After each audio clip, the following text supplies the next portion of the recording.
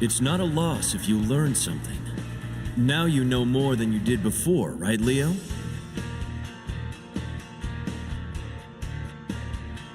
Dual mode engaged. Autopilot standing by.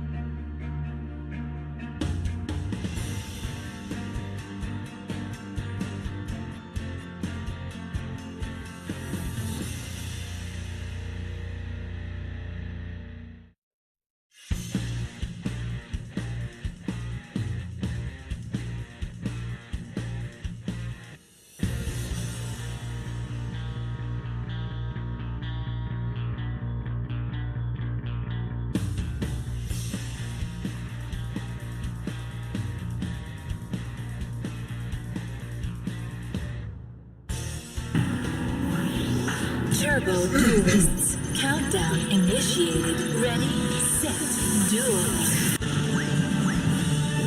Woo! Alright. Good morning, guys. Good evening, good night, wherever you are. Yo, what up, Nick? What up, Vegas? Okay, so we went to the pre-release, the premiere of Suda. And the deck was working pretty well. It was performing really well. Let me hop in.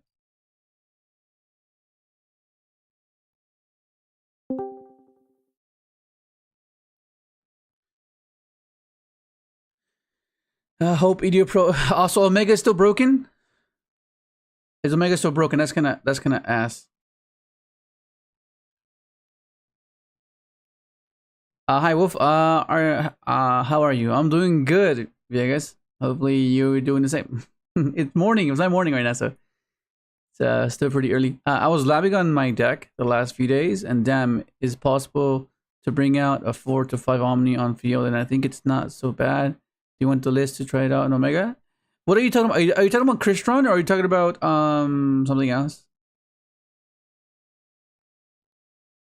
Oh, you mean Stardust Adventure? Yeah. Okay, so Adventure Synchron, we know that you can end on like so many so many negates, but the cards required to facilitate that make the deck inconsistent or make it fragile, right? So like. Because like the main thing you have to consider is ensuring that speeder resolves. Yeah, like that's like the main objective. Make sure that speeder resolves unhindered, and the only way to do that is either through the Herald line or the SD line, which is the XL Stardust Dragon, XL Synchron Dragon line, and you try to get that card duration as consistent as possible, right? You want to be able to get a 7 and a 1 so you can get access to your Stardust and then quick synchro, right? And then inevitably make any nib drop or any hand trap post speeder be very mediocre, you know? Because when speeder resolves, it's like you got where you want to go, and that's the deck's main issue, not getting to where it needs to be and being stopped before you get there. But after you resolve speeder, it's like you can do whatever you want, right? Basically. What up, Tigru? What up, Pumpkin Pie? What up, Strider? Pretty good, pretty good. I've been good, Strider. Pretty good. I working on a new deck now, Crystron. Get new support. It's really good. If you saw the gameplay versus the Fiendsmith Monica deck, that deck's wild. Like I kind of like lucked out there because time was called. I was like, oh my goodness, because he had so much interaction. What is the side? Oh no, these are just cards we were like working on before we got to this build, right? And before we got to this extra deck, because okay, so something I noticed when playing the deck, and how much I appreciate the Adventure package more is when you go second, because you don't really have any board breakers going second. Like you don't. So that's a bit of an issue, especially if you don't have non-engine to simplify, right? Because if you're able to simplify the board, by the way, can you guys hear me okay? Everything fine? What up, Yugioh? Yo, what up, Dolphinator? Can you explain what the Crystron gimmick? Never played him. Okay, so basically before they got the new support, the only tuners we had were C-Tree, Ryan, and Quan. Yeah, Quan, right? So their gimmick is destroy your cards and synchro during their turn, right? That's how you interact. Synchro summon during their turn. But even then, you kind of have to like go beyond the archetype, right? Because C-Tree only allows you to make machine synchros. So does Ryan. So do all the tuners. They could only quick synchro and make a machine. So the way we would do it back then was get access to Quandax, and we would play Impact as well to get the levels required to make a Black Rose on their turn, make a Koran Gandrak on their turn. I mean, we can do that now, but back then we would make Trishula, right? So with a well-timed Trish, on top of the other cards that you might have, like non-engine, was sufficient. But it was the same issue. Like going second, you couldn't bait any interaction. You couldn't force any interaction. So they would just wait until you got to your main sequence or your main objective and negate that. You know, so it's kind of like Speeder in a way, where they're not going to interact anything before Speeder, but that's why I like Excel Synchro Shortest Dragon so much, because it basically forces them to interact with her, and otherwise your speed is going to resolve. So that was like the issue of Crystron back then. I mean, of course, it was a bit slower, so you could get away with it a lot more frequently, but for the most part, it was an issue going second because you couldn't force anything. I noticed a similar issue with the new support, which is why I like the Adventure engine. Because you can force with the bounce, you can force with the Omni, right? And then bridge into your Crystron cards, right? And that's what I really liked about the Adventure engine. Because, like, what do you make going second into a board, right? Unless you simplify the board, like they have like half board that you can like easily like make an infinity, you know, attach a monster to kind of pick their board apart. Pick apart their mediocre board, and then attack with Chambara. Like it's very limited, you know. So like, which is why SP and Enchanters are crucial for this deck going second, and which is what I learned when I was playing it. I was like, wow. If I didn't have this, man, what the hell would I have done? Like I can't bait any spot removal. Like I couldn't. So like the fact that I had the mounds. If you haven't watched the match, go ahead and watch it. I'm editing another one. Should be up by tonight. It's against Fiends Rizio, voiceless voice Rizio. That was crazy. That was a crazy game, dude. What the hell? That thing's crazy. I was like, what the? First it went because it doesn't lock you from the main deck. It only locks you from the extra deck, which is crazy. What is the side? The side. Oh, okay, yeah. I just explained it. But the side can be anything, basically. Anything that you see, like, okay, it's pretty good right now. I will send you a replay. Fit summon is SMSD, and then make Speeder, for example. Fit summon is SMSD. Is this like a Stardust Bestial line, or is this like a Speeder thing? Yo, what up, Sora? Yeah, but kind of lagging, bro. Just me. Is it lagging? It's good on my end. Is it me, or how's the stream? Shit, hang on. Let me get my water.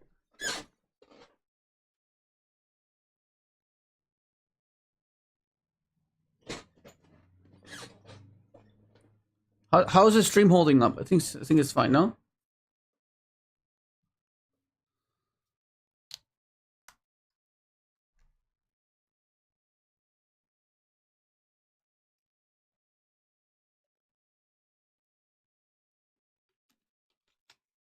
Tidal would be good. Yeah, Tidal was another card I was considering playing because it's basically another Terratop, right? It gets you what you're missing. And it just got reprinted, so they're super cheap, right? How much are these? Like less than $1? You know, you don't have to. You get the lowest rarity. Like something we appreciate here is a budget deck, a good, decent budget deck, because we can work with that. You know, we can work with that because that means we have to put a lot more effort into our technical play, into our deck building skills, right? Because if you play a meta deck, it's basically gonna be better than the rest, so you don't have to put that much effort into it. You're already ahead, you know. But with the lower tier deck, that's decent and budget, basically satellite standards, right? Because we're from the satellite here, so we appreciate a satellite deck, right? Because it's decent, you can work with it, which is it's cool, and that's exactly what Crystron is. Like, what's the most expensive card in his deck? Probably Corian Gandrax. Yeah, probably Corian. I mean, I'm assuming you just have like the staples, of course, like tactics. Like these are some staples that you should already have. Like this is a common. Isn't Nibiru common? No, I don't think it's common. It's gold, right? Okay, but the beasts are pretty expensive right now. These shot up. Yeah, the Druid Swarms shot up a bit. I was like, what the hell, bro?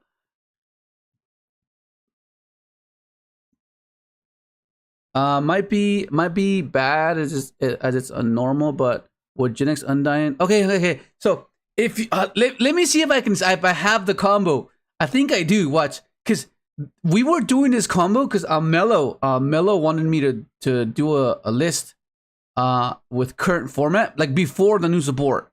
He's like, what can we do? And he's like, okay, let me see, because with the Gen X link, bro. Let me see if I have it.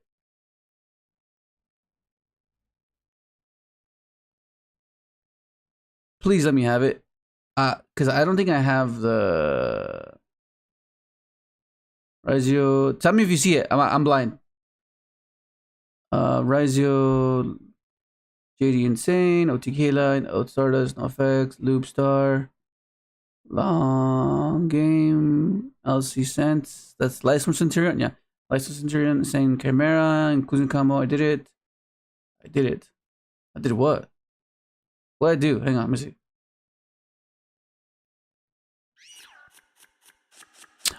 This is what we're working on, that Hoppier Squadron deck.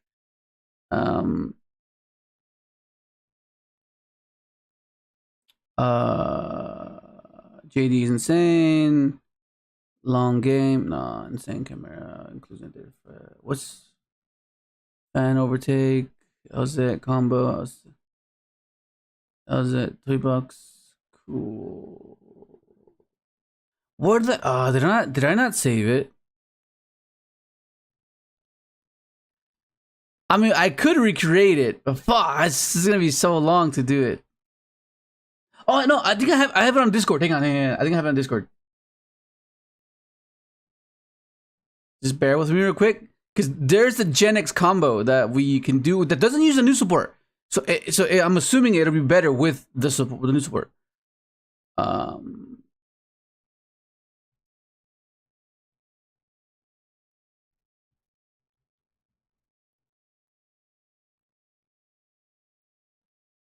We want to go first? No. So that's the good thing about this deck. You don't have to go first, right? Because you have so much room for non-engine, right?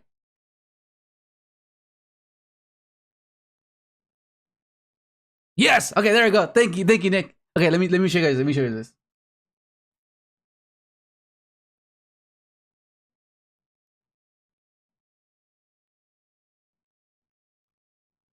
Wait, why is this Discord here? That's rather odd.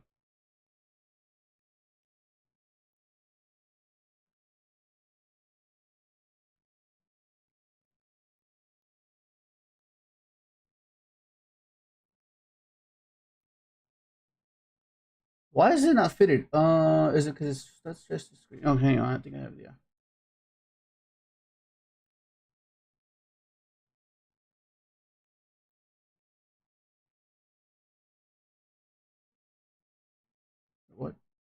The hell?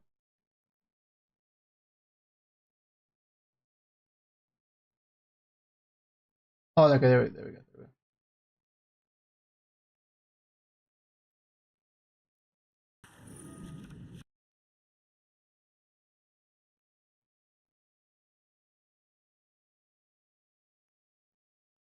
Okay, so this is the Gen X combo. And let me timestamp this real quick. 19, 10, 19.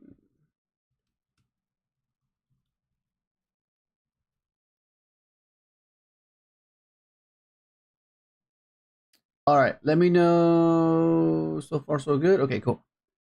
All right, you guys are with me? Okay, so this is the. Thank you, Nick. All right, so this is the undine combo, okay? Which is pretty cool. So undine, so the new link is not once per turn, so you just keep summoning the guys back. So you summon the undine, right? You send, you add the of course, be mindful of the bricks, but they're necessary. But like the end board is pretty cool. And keep in mind, this is like without the new support. So this combo could theoretically get better, right? And it's just off one card, right? So you chain, this, go for that, and you revive. Wait, no, it should be better than this. There's a better one, no?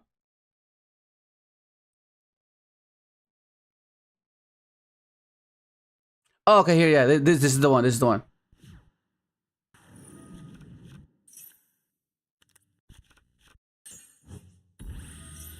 Yeah, because the link locks you to only see where you can only like use Gen X monsters as materials, but it's fine.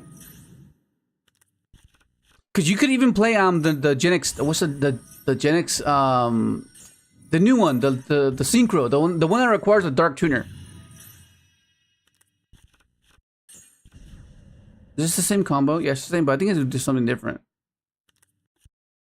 Do that, revive that, goes this. Okay, yeah, so you can Trish here. So you can Trish.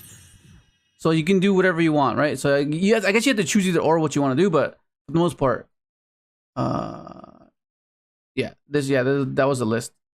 Basically implementing the old school strategies for it. That was the whole point. And then yeah, this is like what month last year? This was last year we were like working on the list. Yeah, as well.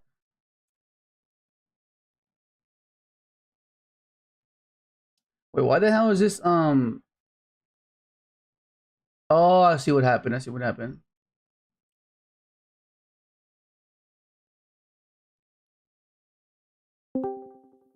Deck manager. Yo, what up? Yo. Did you see the other concept I mentioned too? So you have the Karakuri option too. It's basically it'd probably be like the same brick ratio as the Gen X stuff though. Yeah. Okay. Yeah, cause well, yo, what up, Yugioh? Yugioh ASMR. Huh. White aura whale card, synchro card, white aura dolphin could be used. Okay, so just because they're water monsters doesn't mean they belong in this deck. That's the thing, because that can be a misconception. Because we still need to be able to make machines, right? We're not locked into the waters. We're locked into machines, right? So like if you're making a generic synchro, like yeah, you could make the whale, but I'm saying like you would want to make something else. If you can make something generic, you make something else. It's just that because they're waters, you want to stay on theme.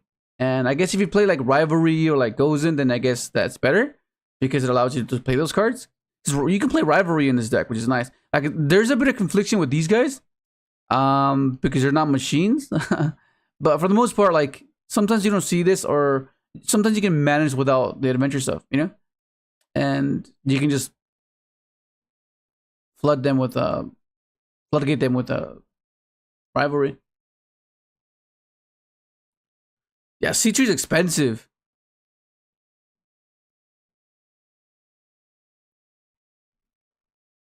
This deck is just Phantom Knights, but Synchron.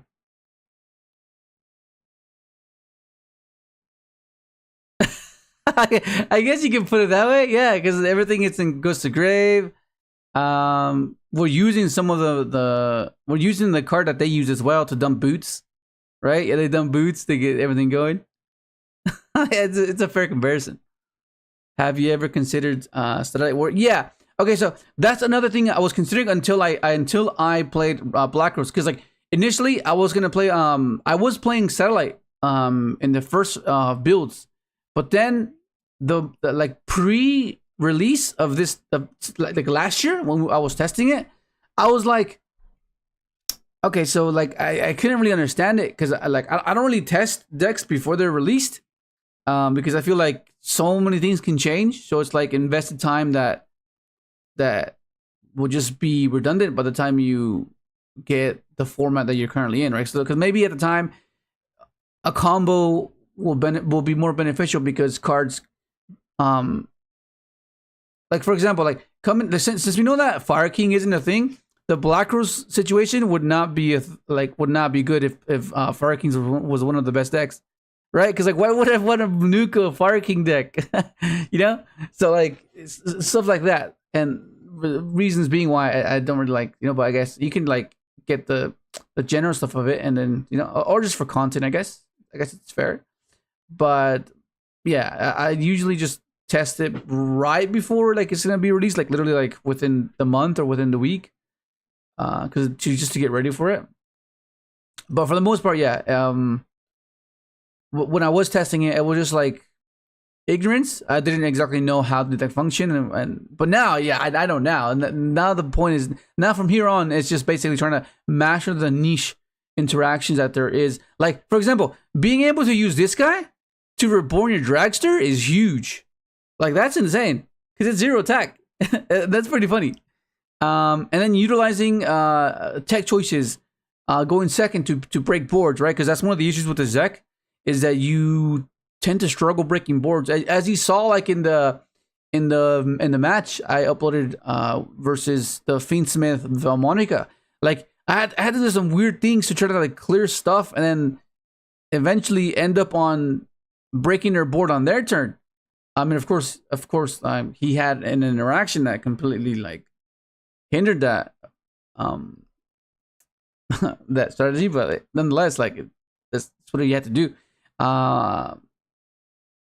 Yeah, I think it's just crazy. Like the way it plays, reminds me of that deck a lot. Yeah, Krungandrax is pretty expensive. This deck has good. Yeah. Okay, so let me show you what you do when like the main combo. Yeah, so the main combo. Is it the line? OTK line. So here's the OTK line. Let me just timestamp these cards. 27.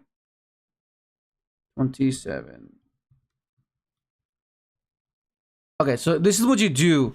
This is basically what you do. Assuming that like, I don't know, they use a hand trap on you, and then you can tactically rip the nib. Then you can do this one safely, or you can just do this line altogether and just ignore the fact that they have nib. Okay, so you do everything the same. Everything is going according to plan. Right? And right here, typically you would summon 2 5s, yeah? That's like the standard line you make Infinity. Which is why this deck is a little bit weaker to nib. But yeah, that's just how you basically do your setup. So you go Infinity here, and the turtle being there is quite crucial because it gets you your Krungandrax line in play. Okay, so then right here, this is what I was talking about. Because if you're like just joining and like seeing like, why the hell would you nuke yourself?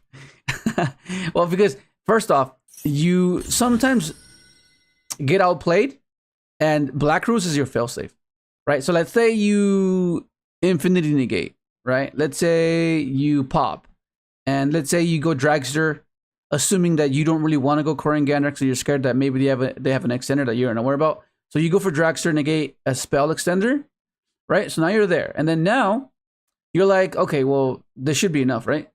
And if they find a way to push past those 3 interactions, then you have the guaranteed nuke, right? So you Black Rose yourself, right? and depending on how much they invested, will determine how impactful that Blackers would have been, right? So you nuke yourself, and you think keep in mind you only use one card to do that. Okay, you only one card, so you still have 4 cards. So maybe you have hand trips as well. So maybe you don't have to resort to that. But the fact that you have that as a contingency, like it's great, right? And then now you're like, okay, well, what the hell do I do? Like, all my board's gone. Well, you have an OTK line because you have everything engraved that you need to reestablish your cluster, right?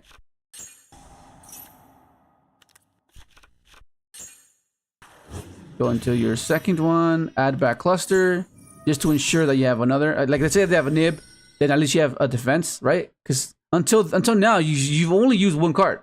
Remember that, because you're adding back from the graveyard. So you're playing off your grave. Your grave is your hand, basically. So you're still on 5 cards, assuming you didn't interact, right? This is not just one card, okay? Just keep that in mind. And then this is your OTK line right here. Right? You pop this, and that's game. This attacks twice, it gets pumped. This attacks, and then you can even revive your Tristaros. Man, Trist. I always call him Trist. You revive your Trist, and you have game, and then you have this. And then you can also revive, what's the guy? Quandex. Assuming you play like the Phoenix guy. Because I noticed that the Phoenix guy came up against the Fiendsmith aspect of the deck. Because you just banish the links that are equipped to the Desiree. So you bait the Desiree, and then you banish them with with Phoenix, which is pretty funny. But yeah, that's basically how you do it. That's how you have game.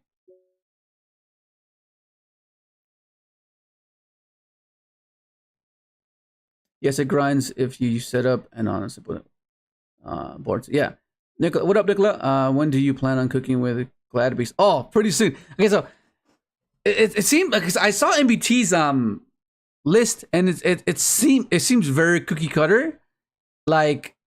But usually when you especially because we don't know the tier placement of that deck when built optimally, right? Because for the most part, you're implementing the blueprint for hang on, timestamp 30.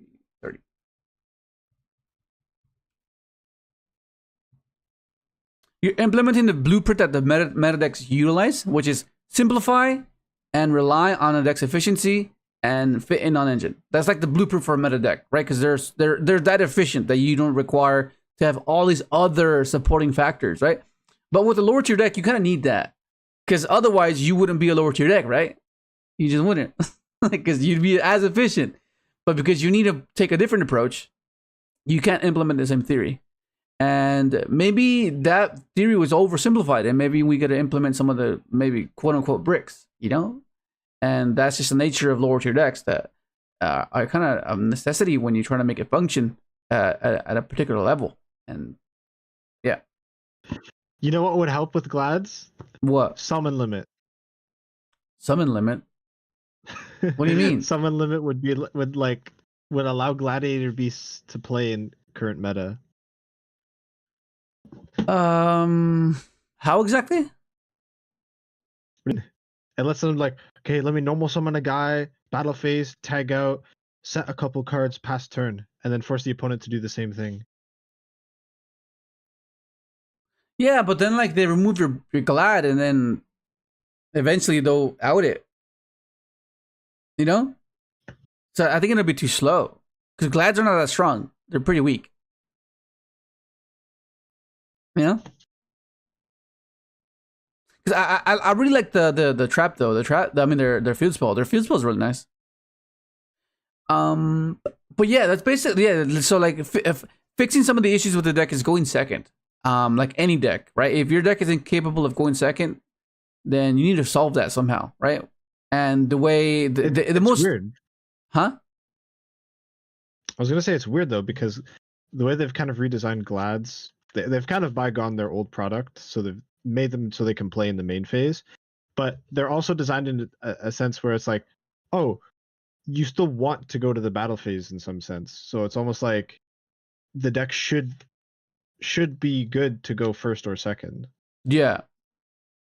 Okay. Yeah, it should be. I mean, I think we just gotta fix it. No, but yeah. So going back to the going second issue with Crystron is that I noticed that if you don't simplify, like if you draw all engine, there is a possibility that you could play past a board, but not a full board. Like if Ryzo does his full board with Desiree and Fiendsmith, the Fiendsmith version, it does a full board with Desiree and Detonator plus hand traps with Cross. So that's guaranteed 3 interactions that you have to play through, which is rather odd and difficult to do with pure engine, right? Because then that means you have to prevent at least one of those interactions, whether you stop the Desiree from hitting the field or whether you stop the Cross from being on the field, because Detonator is going to be inevitable, right? That's like the almost a constant for any Ryzo deck. At the very least, you're always going to end up on a Detonator. So you can kind of pick and choose, but like for the most part, you're always expecting to see a Detonator paired with something else. And then maybe the hand traps, but that's like not guaranteed to happen. But it's likely, but not guaranteed, because there are times that they just don't have any hand traps and all they have is just a Detonator. But yeah, which is what I like about this deck. But one thing I noticed for sure is I feel like I have to main deck 3 of this guy, Salvador.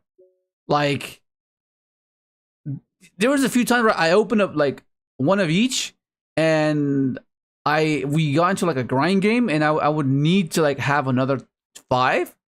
Like I can return in cluster, but like even with cluster, I was like, what the hell? This is actually coming up. So yeah, I think maxing out is fine.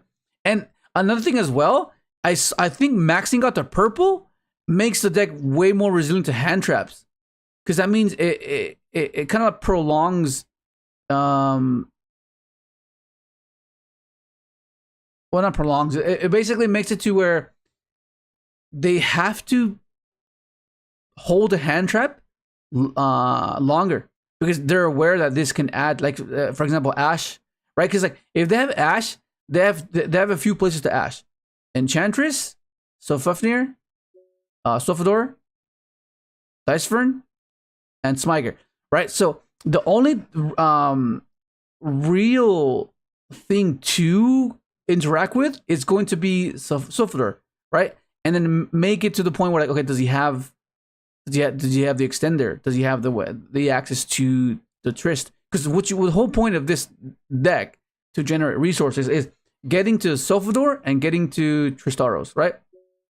Because then this gets you the Crystrons that you're missing. So this will get you essentially a trap, and it'll get you your inclusion, which is like a reborn, so an extender. So the reason why I say this is because if you open up, for example, let's say you open up this and this, right? Then that means you can end up searching the card you're missing, which is going to be Tristaros, right? So like I say, for example, let's say you open up these two. These two is a strong combination, because that means they go, okay, Sofafnir and Dicefern, discard this, specialist, pop itself, and then if they ask you there, then this will search your Smyger, and then you normal Smyger, link it off, and then search your inclusion, and then continue, right? So like one Ash will not be devastating, right? And that's what I really like about having this guy be paired with your Sofafnir, which is huge. The only issue is that it's not 1,000, so you can't link it off for your knight. Which is I guess fair enough. Like it would have been cool if it could, because that means it makes it to where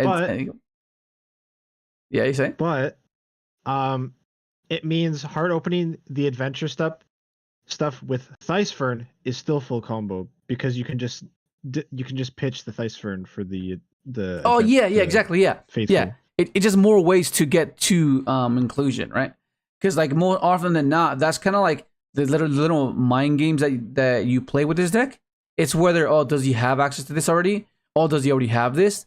Does he already have this? Does he have the extender to get to this? Like a lot of that is going on when you're playing this deck, right? Because they'll be thinking like, does he have it? Like, does he actually have it? And then you do, and then you punish, right? Which is the cool thing I like about this deck. But my issue is I can't find my freaking other 2 copies. That's just bugging me. So we put this here. And then, so apart from the in terms of the extra deck, there are only. I think we've gone over the only other options we've had so far. So we have Cleefort Genius for Regulus or whatever you want to search. Yeah. And then you have the other two options I mentioned before with you could try the Karakuri stuff, or there is Power Tool Braver Dragon. Yeah, but then you have to put in equips, right? Both of those include bricks. Yeah, that's what I'm not a fan of. Because it's like but Cleefort doesn't. I saw bacon. Cleefort does not include bricks. Regulus is. Would you really consider it a brick? Maybe. Well, I mean, it's a soft brick because it does nothing on itself, right? That's scary. That's apparently obvious.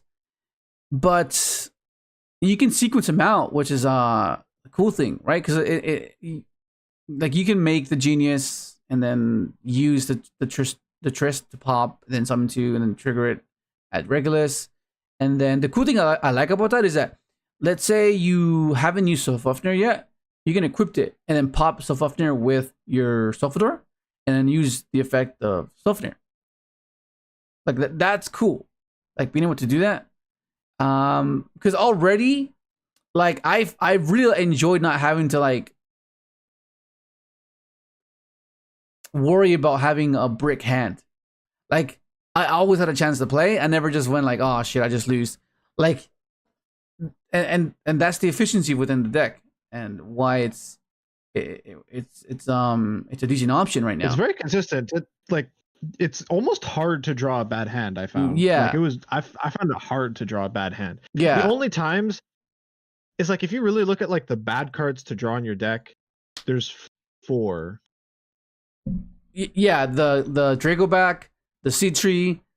Inclusion, dude, I drew inclusion a few times, but I was like, what the fuck? This is so annoying. Faithful's kind of one of them, but it gets you combo, I guess. So it's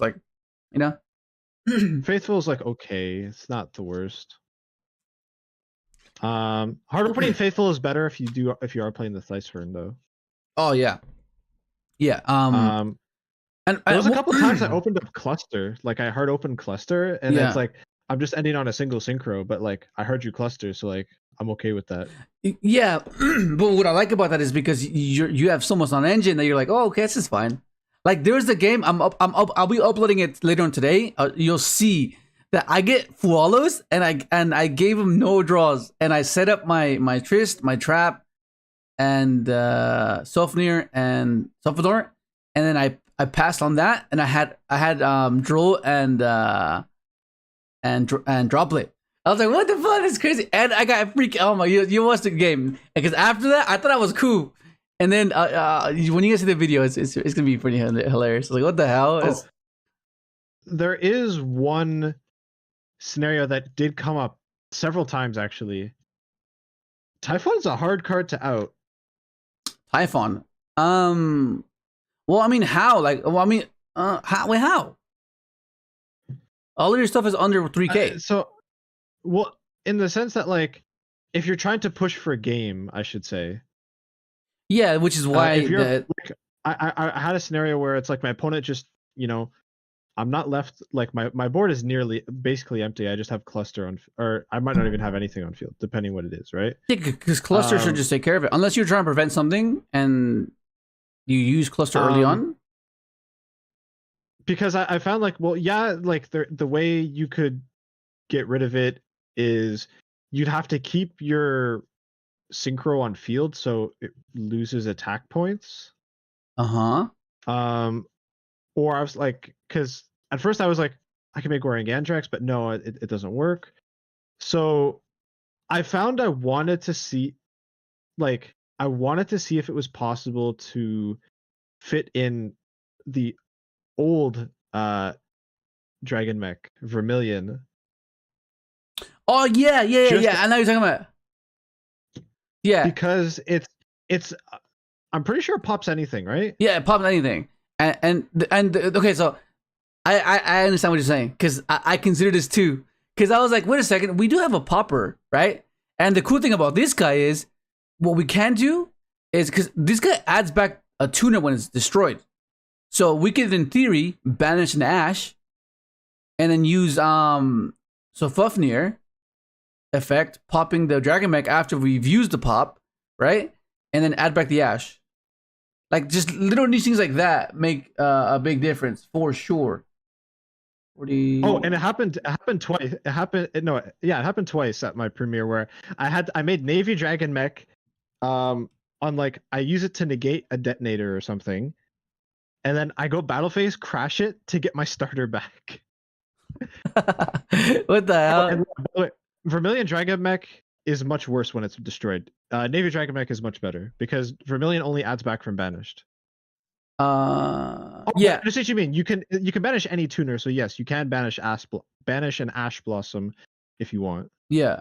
How's your plan against the Beast? Okay, so the issue with the Beast Dweller is that you either need to draw into impermanence, or you need to draw into droplets, or you need to draw to Debut. So these are like your main outs to Dweller, right?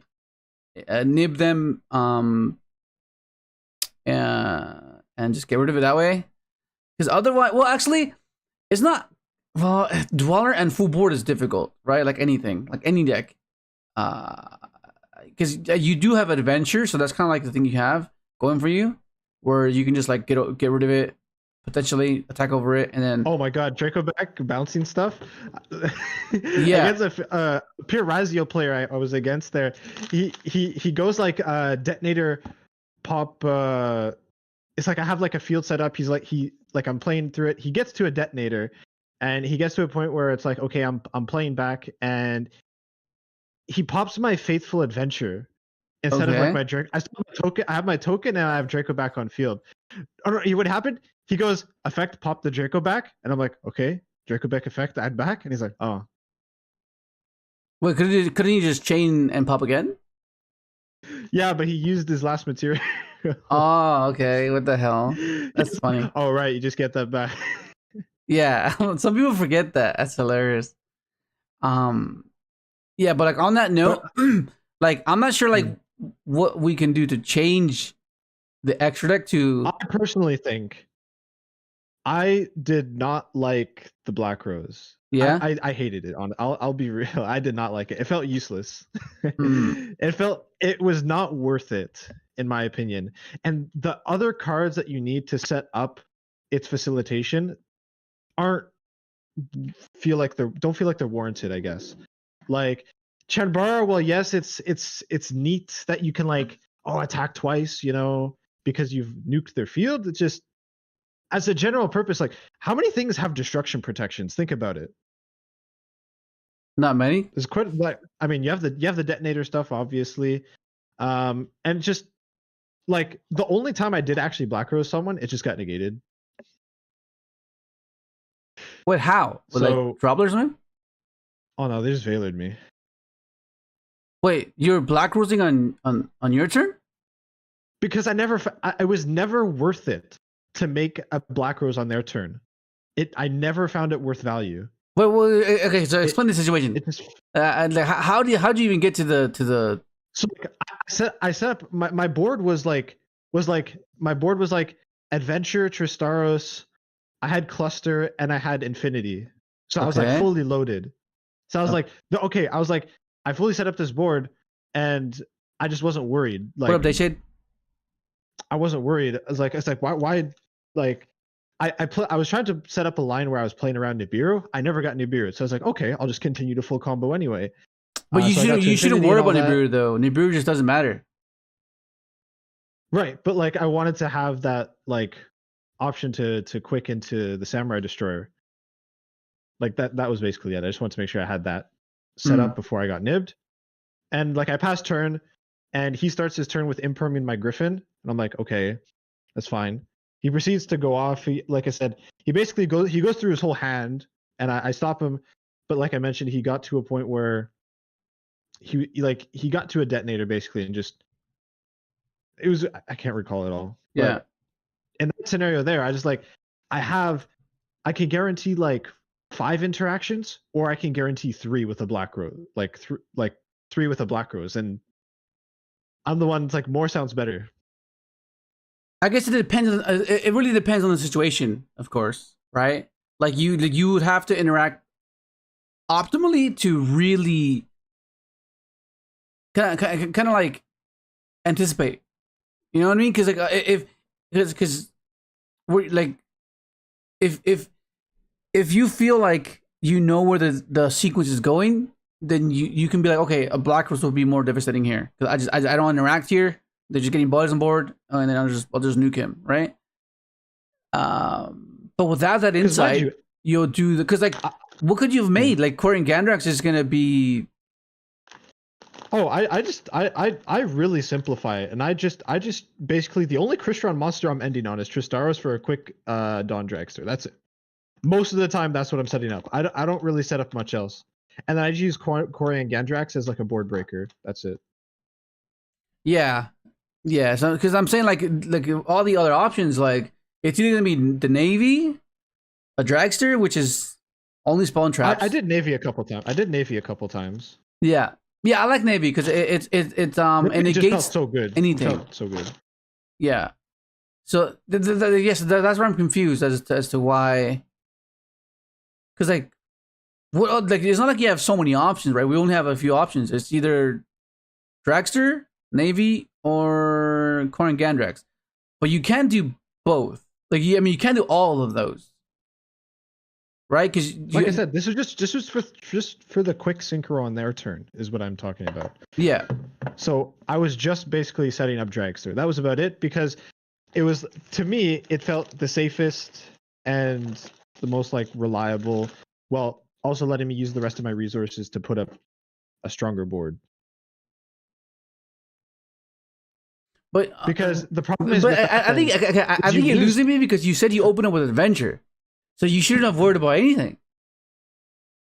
Because already the combo itself, the 1-card combo, does not care for Nibiru. Okay, so that's out of the equation. So then what else are you scared of? Because on top of that, you have the Adventure Omni to negate anything else.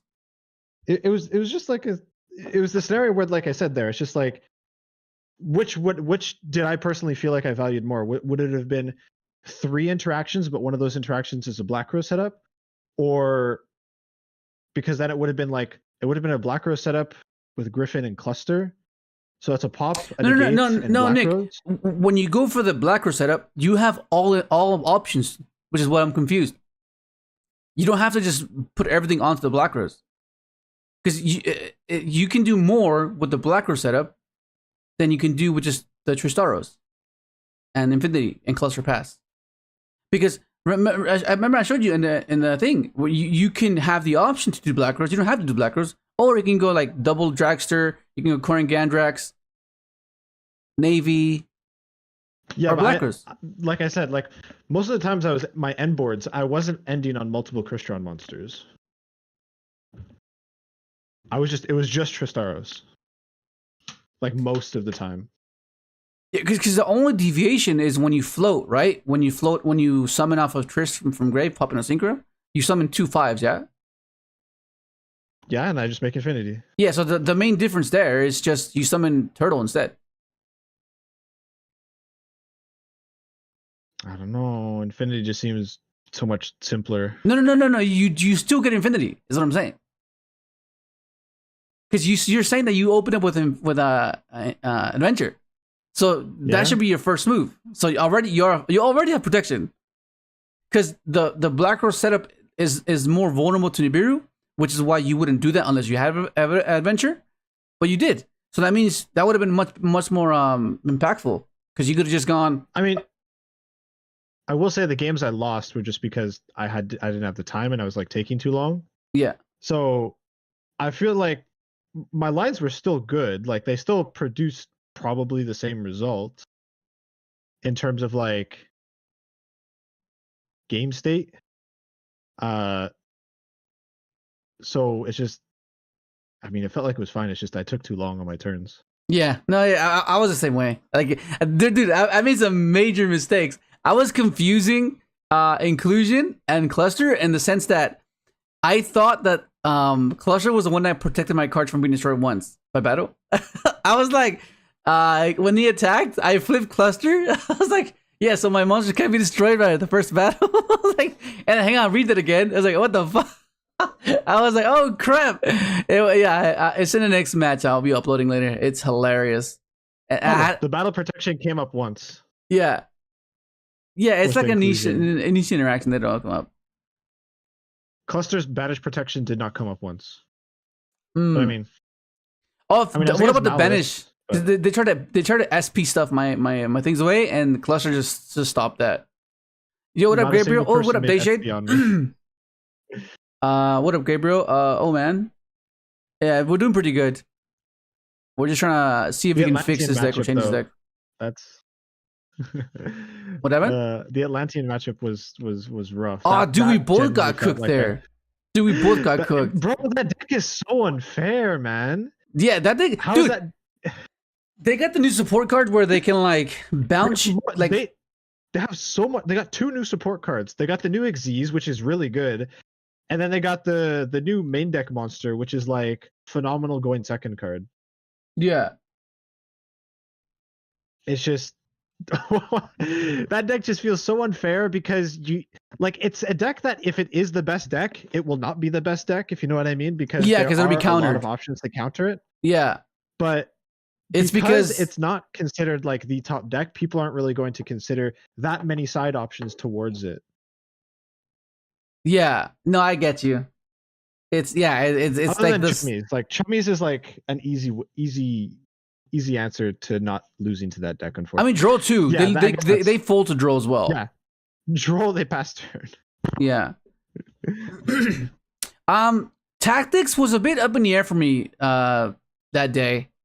Like there were so many times I was just dead. Like people were just using impulse or using purge. They were using this was almost always dead.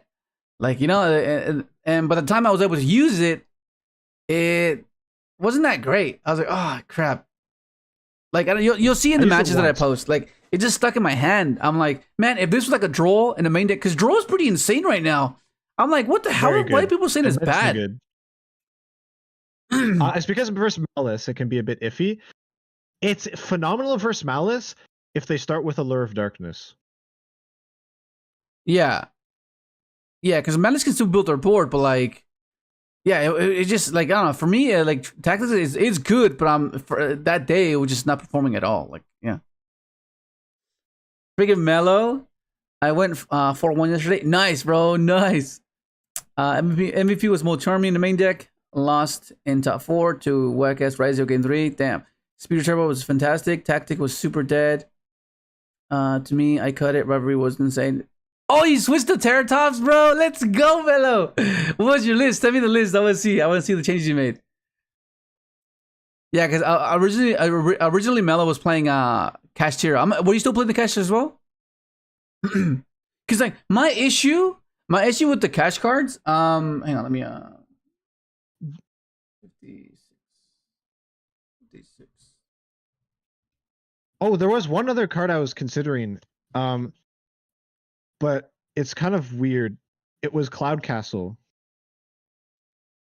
Yeah. So my issue with the Kash cards is that you need 2 cards to combo, and then if you get imprimed on the Dragosack, you're just cooked, right? Like that's like my only issue. Because you need 2 7s to make it. And then when you do that, you get imprimed. Like, what do you do with this? You know what I mean? Like you don't really do much. Like it's cool once it resolves because it's a body that you can use and like go SP with later with the Cherubini. But like with Terratop, like I understand like Fenrir alone is a boss monster that you don't have the sequence to get to, right? It just summon Fenrir. It poses a threat. So if you compare a Terratop to Fenrir that way, Fenrir wins every time.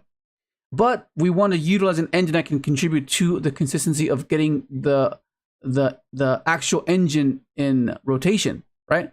And Terratop does that a little bit better because are they going to negate the search effects? Like, more than not, they're not going to do it. And even if they do, you have so many 3s that you can just normal summon and pivot into Adventure, right? But if it resolves, you get to Cherubini, right? So now the imperm doesn't matter. Now the imperm will have to hit something else, right? Because then that means you go, okay, this searches your Takutan Borg.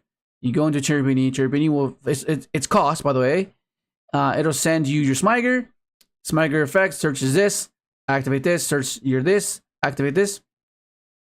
Pop this effect. Now they have to imperm there, right? But at least you got your Crystron in rotation. Now you have your Crystron access, and then you can possibly have access to your Trist, right? So that's the obscurity that you present. Do they have this already? You know, and that's what I like about Terratop over the Kash cards. But yeah, like hands down, one for one, Fenrir is way better than Terratop for sure. But in a practical sense, I feel like Terratop just allows you to get into your engine, right? Especially because you just go into your Enchantress before anything as well, which is what I really like about this little package. It just makes this card so versatile. The fact that you can get an Omni or your engine going, which is insane. Give us Hulk back. Hulk. I could Kash. It was just weird for me at times. No, try Rivalry is insane. Yeah, no, I was citing it. I was citing Rivalry. Are you main decking it? I'm going to side Gravity Collapse and try it out. I just hope Konami gives Christian one more extra deck card. You know, I feel, I don't know, because we already have Phoenix to get rid of back row. We already have this to get rid of monsters. What can another? I get it. I think we need another synchro. That's a 7. Another 7. Another 7. That it could just be as simple as like a Q belt or something. A pop 1. Something like that. I mean, but the Corn Gainax already does that. You mean you want like a simpler sequence to get to that? I mean, even though this is already pretty simple. I want a better form of like removal. Yeah, like a more accessible form of removal. I should say. Yeah, that actually does make sense. Yeah, I think I would like that too. But I think, but what would be the cost for it? Because you know how cluster shuffles one back. Or is it just generic? Just make it and bounce a card. It'd have to be in some way unique, other than just pop, right? Because then I feel like it's just copying another card's mechanic. So it would have to be like. What about one that is like a Soul of Rage type of card, Synchro?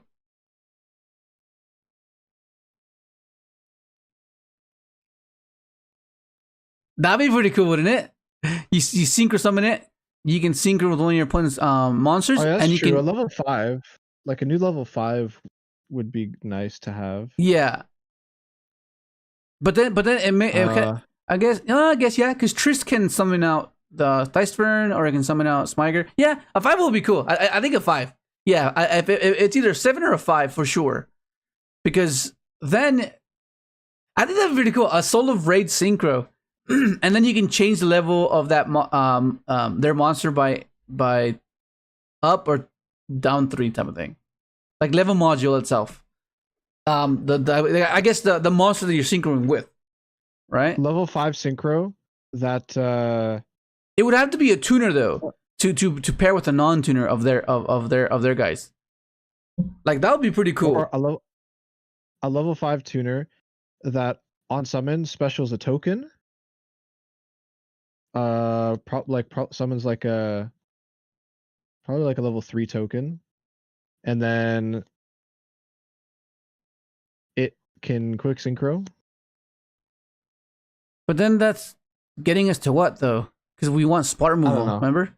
It'd be hard to, like, if you had to give like Crystron's final support card. Well, there's never a final. It's gonna be a progression. You know, like if you had to think about it in a sense of like, all right, you get one card, but don't make it circular. Oh my god. I was looking at the tuner monsters That would mentioned. be It's nice on to have a there is in circular. the Ryan Persona level 5 synchro. Yeah. Well, I mean, there is. There's a matrix. There's yeah. I mean, it's outdated, but like still. Just give a level 7 Crystron that says quick effect. Shuffle back a Crystron from your banished or grave to banish a card. And if it's popped, you can special back a Crystron from grave or banish. Done. What about a swap where we can banish and special a banish Crystron or something like that? Like banish a card in the field and then special summon a Crystron from banish or grave.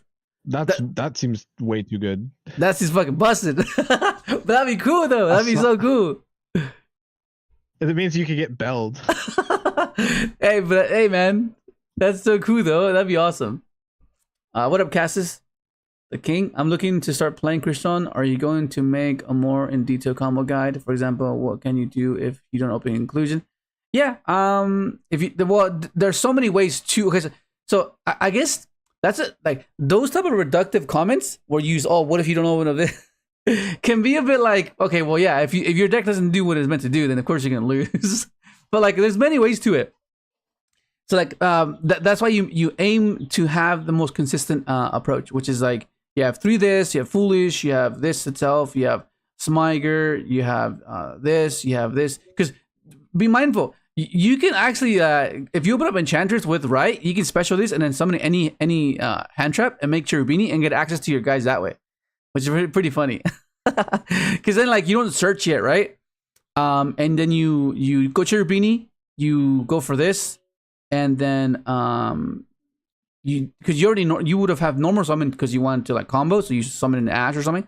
So you save the search, and then you Cherubini dump this, effect this, add this, and then this will then be pitched off this after you search the Griffin, right? Which is pretty funny. But yeah, like if you don't use it, if you don't draw inclusion, then you're just playing either adventure control with hand traps. But even that's not the worst, but it's like, I guess not, but for the most part, the deck is consistent enough to where you'll get to where you need to go, or at least try to, right? No, I'm not saying you'll go unhindered, like they're going to interact with you, and it might be weaker than most hands, which is what we're trying to prevent, right? Which is why I'm considering maxing this out, because opening up this 2-card variation, because this deck has a lot of 1 cards, but the 2 cards make it to where it's resilient, right? Makes it to where 1 Ash will not stop you. Because I've been seeing a lot of dueling book replays where people just go effective Fafnir, discard a card, and they get ashed, and they're like, okay, set 2 pass. It's like, what? What? There's no way. Like, how is that shouldn't be happening? But unfortunately, there are times where that does happen, and I'm trying to prevent that. So the way you do that is because, like, opening a purple and yellow, it's like, okay, it's fine. What are you gonna do? Okay, this gets you Smyger. If this gets ashed, this search this, summon, link it away, add this, and go as you were initially going. Like it just seems like too good to not. This seems too good. I do want to try a Tidal variant, I think, at some point, though. I think there could be some potential because it gives you access to basically anything water, right? Like you could play like. You'd play it with water support stuff, right? So you could play like, I don't know, you could play like Adrienne or something like that, maybe. And then it lets you maybe play like you could play like the Link. You can play Anima, the one that is a water reborn, maybe. Yeah, I think people are not looking as. I think people like Triff and Pack might not be looking at Crystron as a pure deck. And are just trying to use it as an engine that sets up good interaction while not losing too hard to hand traps. Yeah. And Triff is basically saying Fiendsmith, and I'm like, Fiendsmith does not sound good in the deck, and Triff is like, it works so well with Crystron. Well, yeah, because that means it becomes very simplified, right? And efficient in the sense that you're using a modern engine that's already meant to be good, right? So anything you play with it will be carried by that engine, right? And because Crystron is decently placed and it's his new support cards. OCG, it's actually like a tier 2 deck. Yeah. But that's because everything is really hit. Like there's a lot of hits. Yeah. Yeah, no, but like it's like saying like you building a meta deck and adding some tech choices and saying you innovated and no, that's why you're winning. No. You're winning because the deck is already good. Right? The deck, there's not much you can do to it. It's just already good. And you're just trying out this other tech choice or this niche tech because you want to out clever, which is the whole point of a rogue deck. You want to make sure you have all these obscurities to out clever your opponent. Whereas, which is why I was like, what are you talking about? Whenever I see like deck profiles, they're like talking about how they innovated the deck and how this is like the best variant. And it's like, well, the deck is already good. No matter what you do, you're already better than the rest. Engine. Huh? Put good engine with good deck. It must work. Yeah. Like it wasn't gonna fail. The deck already is efficient. Way more efficient than the rest of the decks. It's like, so I get it. Like that tech choice might have present like a niche interaction depending on how they interact with you. Like let's say they interact this, okay, they're not gonna do this. Game 1. Yeah, game it's 1. Like game 1. It's like you show them like Fiendsmith stuff, they interact in a certain way. Yeah. And then they're like, oh no, now you just start playing Crystron, you're like, oh. But then for games 2 and 3, it doesn't matter because now they should have a concept of like, okay, where are the better hit points? Yeah. But that's the obscurity that you present when you play these type of decks, right? Because most of the time it's for the event. Because the moment you, because like a meta deck has a lot of things going for it because it's efficient for one, right? So you're always gonna do the same thing over and over again, which is consistency, which is what you want in a long tournament. But once you get paired up against meta and meta, it becomes a show of hand, right? Because like obviously, if you're playing a meta deck and you're like in the top tables, you're gonna make little to no mistakes, right? You're not gonna fall for any like random things that would most likely work on a lower caliber player. So it's just basically, okay, do you have the Ash for the right for my starter? Do you have the imprint for my extender? Like, do you? Yeah, okay, you do. So pass. And then it goes back and forth to the point where it does, okay, now do you have the Ash from my starter? Do you have the imprint from my extender? Right? Whereas when you have these obscurities where it's not as easily anticipated, is how you capitalize, right? Because they're expecting a certain route. They're expecting a certain sequence. The moment you show any form of deviation, they're like, oh crap, okay, so, okay. And that's how you win. That's how you most of the win, because they don't know, they didn't expect that. But when they do, it's like, that's why you see a lot of games where like, it's not interesting, because you are already expecting, okay, I know how this is going to go. Because he has the Ash for this, and the imprint for that. And yeah, there's no, but when you see a hand, and you're like, oh shit, there's a wild card there. Like, oh, does he know about this card? And they don't. And then you anticipate the outplay, right? They outplayed the guy because they didn't expect it. Like, oh, that's what Yugioh is meant to be. Like, that's the stuff makes it fun, you know? Let's see. How I wish you could blend Crystron and Synchron. Oh my goodness. I mean, to be fair,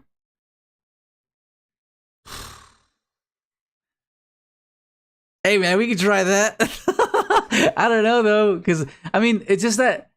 I mean, maybe because these cards. Hang on, let me timestamp this. 112:30. Because like the Crystron cards don't lock you like for the entirety of the turn, and they're still synchros. But like whether it's worth it, I'm not sure, because like the fact that the Crystron can make an Infinity and Omni locks Speeder out, right? So there's that. Because apart from that, that's how you play around Nib.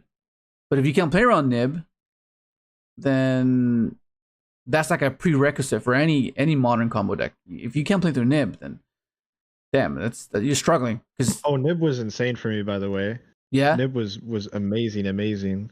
One thing I will say is Imperm felt kind of terrible, but like that's just me. Maybe it was just the way it's only one sample size. You can't like there are times where, like I mentioned before, like It's like that one time where I took the RDA deck. I just got rolled. I won like X fucking 4 or something. And then the next day, I ended up winning. Well, should have won.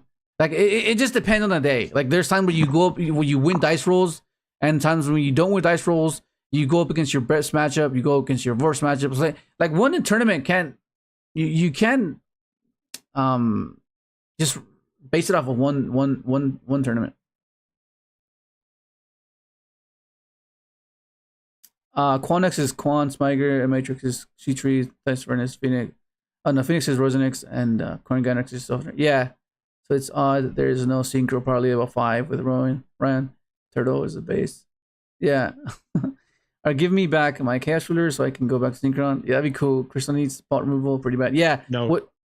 Which is now Chaos Ruler is gonna be it's not, yeah, it's like it's pretty damn good. Yeah. What up, Crimson Omega? Why not run Tidal, by the way? Oh, no. I was gonna test Tidal, but I didn't have any. So I need to get some to try them out for the sake of the consistency. But like, we're already at 50 and the deck's consistent enough, right? So like, you don't want to have like a redundant resource that, okay, it's a matter of what else you could play with Tidal, I guess. Because yeah, if you're gonna play Tidal, you might as well see if there's like that one techie card that just massively elevates the deck's like end board. Yeah, for like, not much loss. Like, what some people don't take into account is what the card does for the deck, right? Like, yeah, it'll make it consistent for sure, and like on paper, you're thinking to yourself like, okay, the deck is this amount percentage consistent, right? But what happens? Does that percentage diminish the moment they interact with your starter, right? Because then what's your pivot? Because then how consistent is your pivot, right? And when you add cards like Tidal to a deck like this, it makes it to where I keep mentioning this, how like if you have 2 cards that lose to Ash, one of them is going to resolve, right? And that's kind of the point, right? You don't want to just lose to a single Ash, because if your deck only has one way to play and it loses to Ash, what is your pivot? But if you have 2 cards that can lose to Ash, okay, that you can bait with either or, because you can put one primary and one secondary, and that's the versatility that you're presenting. Otherwise, why would you play it? So then you go, okay, this gets Ash. Okay, now my secondary starter, or I guess turn starter, can go unhindered, and then now you have a pivot. Because before, if you have one card to lose to Ash and your extender that needs this combo to resolve, or this starter to resolve, like this, it makes this redundant. But if you have 2 cards that can be resilient enough to push past the Ash, then it makes your extender better, right? Because you're not getting bottlenecked at a particular point just because you got ashed, you know? And that's what Tidal does for this deck. If we play this, it's for the consistency, but it's for the resiliency that it adds towards the consistency, right? Because like I mentioned, they're gonna want to ash this. Okay, you ash that. I discarded Diceford. What do you do there? Like, you only have 1 Ash. Now you need to have imperm, right? You have to, because Ash is gone. So now I have inclusion. Ash is gone, and you know what I mean. So like, that's something to consider when it's good in a 60 card list, I think. If you go for like a 60 card Crystron list, I think Tidal is good. Yeah, which I don't mind. Like I'm not opposed to going over 40 cards. Like, but I think my OCD starts at 50.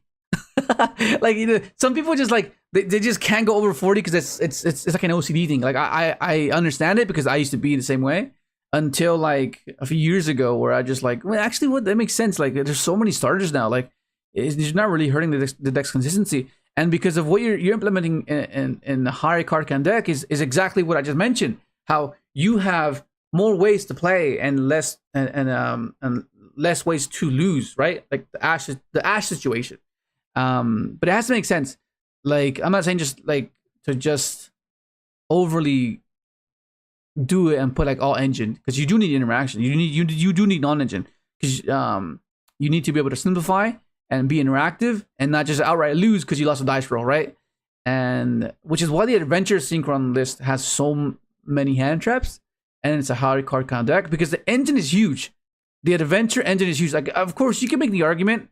Hang on, let me just pull it up so I can show you what I mean. There was one game I literally won because it was just adventure and hand traps. I won that game. Yeah. 118, 118.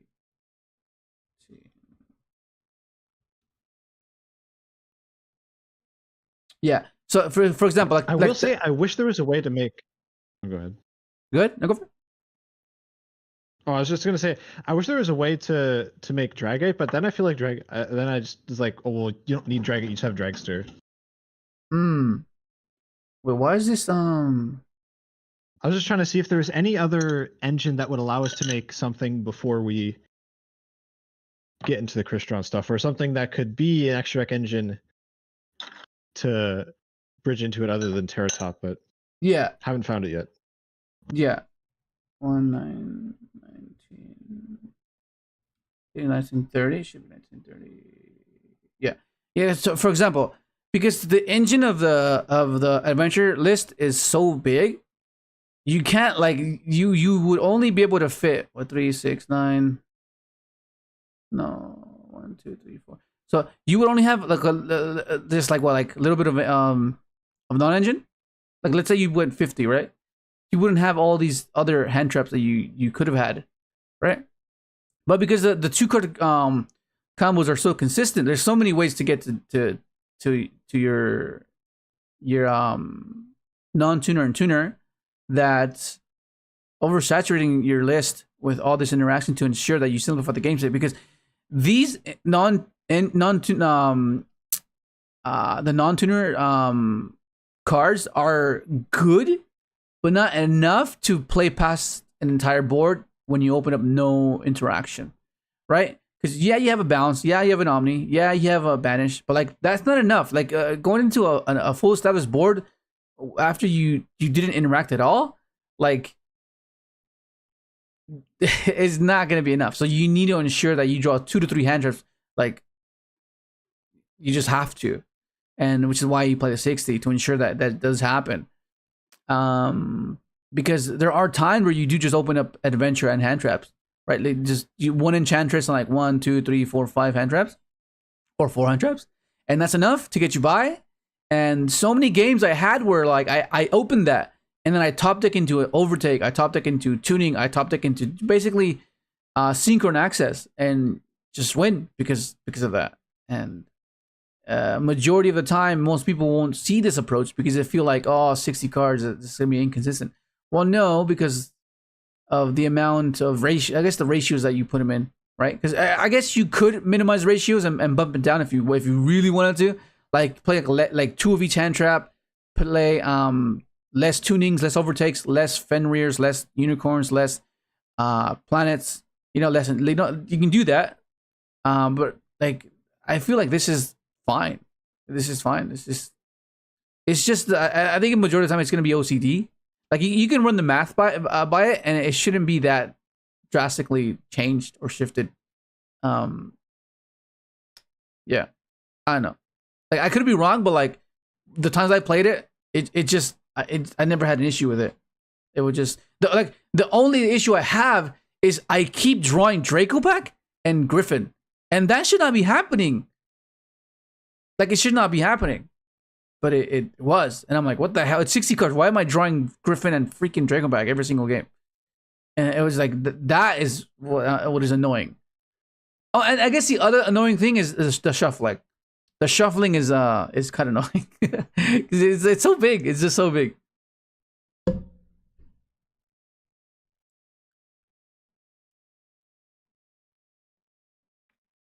The thing with INFINITRAC is I feel like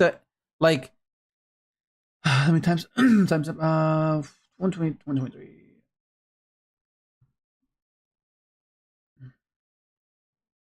INFINITRAC is yes, one less extra deck slot, but there's a main deck slot, and Regulus goes away. Yeah.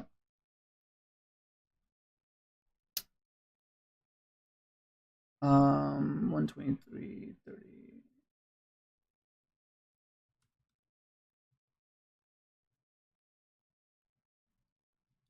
Yeah, so the thing with INFINITRAC is you get an Omni before you get to your combo, but like as the combo I showed you guys of it doesn't matter if it's a Nibiu, like that's just too strong. And you can't do that with INFINITRAC. And like Nick said, Regulus goes away. And you just that's it. And Infinity stays. And you could potentially revive Infinity with your Destroyer. I mean, you can do that. You can do Reborn Regulus with Destroyer too. But the fact that you can like spar removal with Infinity is why it's just infinitely better. Like little things like that just separate those two cards. Like I understand why people play it. You can sequence it out. But being able to just not care about Nibiru and potentially play Mechaba if you wanted to is why it just Infinity just a better route. You know? If you just it just seems better.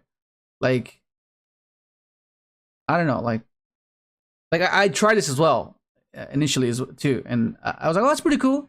That's pretty cool. Like do this, do that, but like, nah, I think this Infinity is just infinitely better.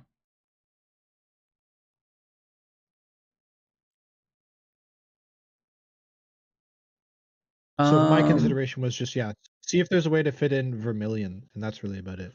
Yeah, Vermillion, yeah, because it's a way to spot removal, huh? Because I think that's the only thing that's deck's missing. Everything else is like, that's all that's missing, just spot removal.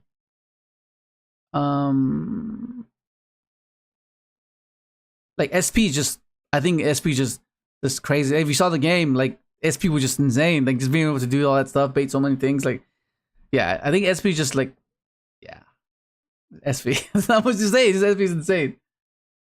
Let's see. What's nice about the deck is that there's no way it's getting hit on the ban list, so it's gonna linger as long as possible. Meta threat for a while. Yeah, it's not too crazy as well. Like it's decently placed. I would definitely say pick up your cards now. Yeah, because there is a chance by the next ban list, Malice and Raziel are actually going to get hit. Crazy. And then people are going to start going down the tier list and say like, well, what wasn't hit? You could do a lot of stuff with a deck, but overcooking would hurt what it does well. Consistent interaction that snowballs its resource. Yeah, yeah, and so this is I think that was the same similar comment of a reductive thing to say where you can oversimplify it, but you have to understand what we're trying to do is not lose to a predictable interaction. Like if your deck does something good, if inefficient, right? It ends up turning to, okay, does he have the hand trap for this? Because when it becomes streamlined, they know exactly where to interact, and you present no obscurities, so that means you're gonna be interacted at the right optimally, basically. It's gonna be no room for outplay because they know exactly where to hit you, right? And you want to avoid that, which is why you play cards like this, right? And which is why you would play Tidal and stuff like that to just allow your deck to not lose to a single interaction, right? But if the deck's efficient enough within itself, I understand why you would come to that conclusion. Like, okay, yeah, well, the deck it plays thrash pretty efficiently. But if you can add on that while not hurting the deck's consistency and efficiency, then I don't see that as a loss. You know?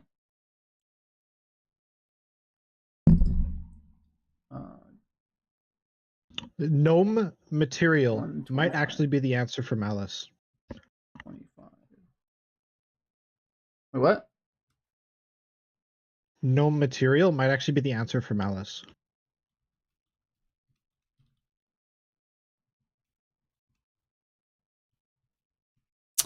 No material. Yeah, think about it. But isn't it just better? Because like, what if you don't open it and then you just Imperm feels useless versus Malice. Valor feels useless versus Malice. Ash can maybe be good, but what's the point if they keep the body? Right? But I don't know. I mean, I can see why you would want to play it, but like it's just like you have to hard open it. Like I don't know, because it's only on summon, huh? Let me check. Appreciate the Nolan summon. It On a has been well special established summon. that Leo's brain will fry if he plays a list with less than 50 cards. No, it's fine. I don't mind playing on it. Like if it's okay, I'm not opposed to playing 40 cards. I'm just saying that it's not as essential to me to enforce that threshold. You know, once I play 60 cards, Centurion, I became an over 40 card deck enjoyer. Yeah.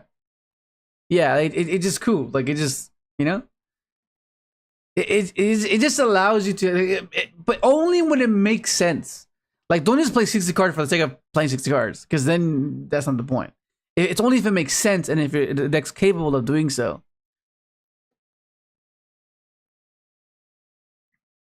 Can't Malice just banish it and then bring it back? Yeah, it's true. Malice can just banish it with her trap. Because the only time I got to Lancia, I Lancia and Malice, and he just crossed out, and I was like, oh. Yeah, Lancia it's just Lancia. Lancia just cooks her deck. Yeah, or like just because like yeah, I think just Lancia. Lancia's just infinitely better than Gnome. Like, yeah, I don't know.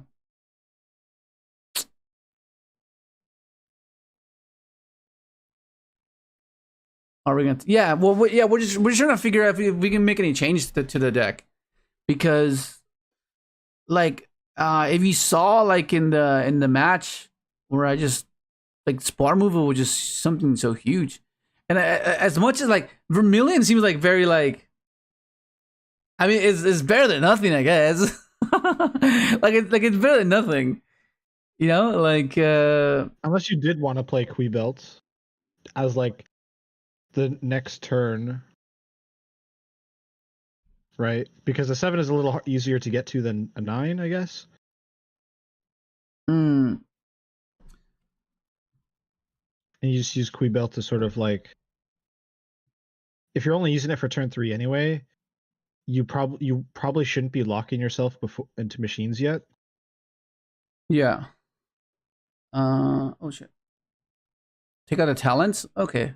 Yeah, I could try it without talents. What other hand trap would I play though? Because I didn't mind droplets. I kind of like droplets. And plus Dweller is just like annoying as hell. I think Ogre's not bad. Ogre isn't bad. Ogre in the dual drive is pretty cool. But then Ogre against Malice is like kind of bad, no? Draw?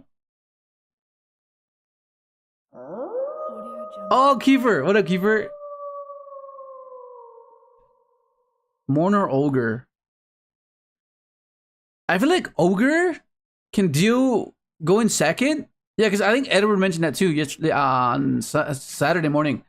Because Ogre can take care of Desiree, and that's spot removal for us.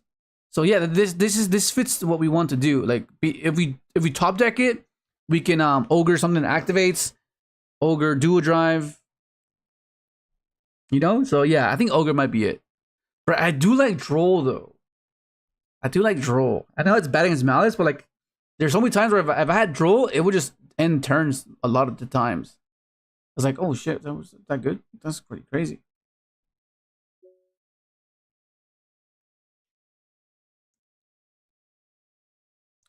Yo, what up, Mint Man? Oh, bro, we are in the satellite, buddy. We are in the satellite. How much is Impulse right now, bro? It's probably like $40. It is $60. Yeah. Yeah, this is going by euros, I think. Yeah, that's wild, bro. Yeah, because that's the kind of the cool thing about this deck as well, is that it's very budget. So yeah, just keep it on trend. Keep it on trend. The only thing is, I would say, is like you could probably get away with not playing C-Tree. And yeah, maybe you can kind of get away without playing Corian Gandrax. Like, no, what are you saying? No way, Nick. What the? no, you're like, wild. I'm saying if you desperately wanted to play the deck, then yeah, you probably could. But I would say Citri is the one more reasonable to not play without, but Corian Gandrax is a bit more of a need. Okay, no, Nick, no, you're wild, bro. You're wild. No, you need this because you need to summon this off of Tristaros, because you can't summon another copy of itself to go into Corian Gandrax. I never did. I'm just saying. Citri was only. I never used Citri's quick synchro effect. I will say. Wait, how the hell do you make Corian Gandrax then? I never made it on their turn. Oh, what the hell, Nick? But just because you did it as a breaker. I used it as a breaker. Oh my god, bro, no way. Oh no, bro.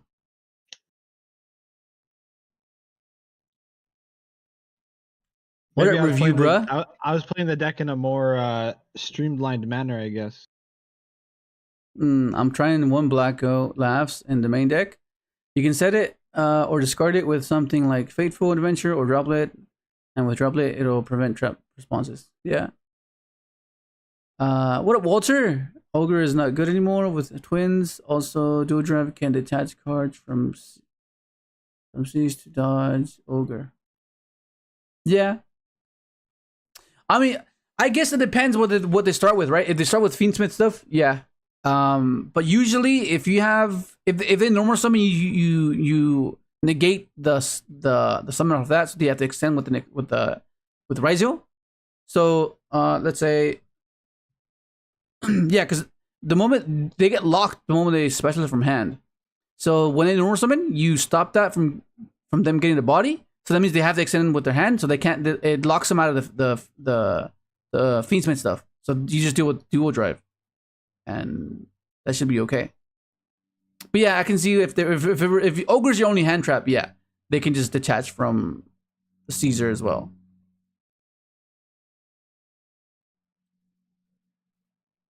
Nick, you're bad for vibing. It's freaking Bella.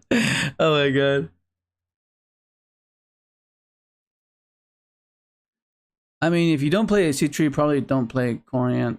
Yeah. If you don't play C3, then that's why. Yeah, I can't see it. I can't see not playing C3. That was a wild take, Nick. Oh my god, what the hell? Is that you know what it reminds me of, Nick? It's like it's like me saying, I didn't go speeder, so I'm just gonna play Kash control. I don't need the Synchron stuff. I didn't use it. Like, there's so many games where I just didn't use speeder and I just went Kash control and I won. I'm like, yeah, I don't need that. Why am I playing speeder, bro? That's what that reminded me of.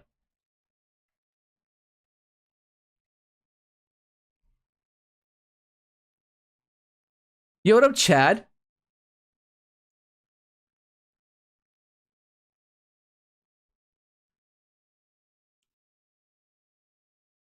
Would Solemn Strike be worth it? Yeah, you can. I mean, the side deck is it's you can play a side deck however you feel like. Okay, I need this. I feel that, you know. But what I like doing, I just like main decking a lot of the side deck, which is why the adventure list is the way it is. Like, it's just applicable, right? Because you're not sure what you're gonna go up against, and some of the hand traps are not as generically placed in the format at the moment. Like, yeah, Ash can hit some things, Imperm can hit some things, right? But like, I like the variance of it, where I can like potentially get a proper match, where I match a draw versus like a deck that searches a lot, you know? Because it's a roulette, right? It's a hit or miss. It's either gonna be against a matchup where Nib is good against, but there's gonna be a matchup where Nib just doesn't do anything, right? And it's following the same principle, except I'm main decking the side deck card that is. unless it's a really niche card, like you wouldn't, like, just because Malice is the deck in the format, you wouldn't main deck Lancia, right? But you know, Leo, tell me you weren't siding evenly. No, I wasn't siding evenly. I was what was my side deck? Let me see. My side deck was what was my side deck? On the day, my side deck was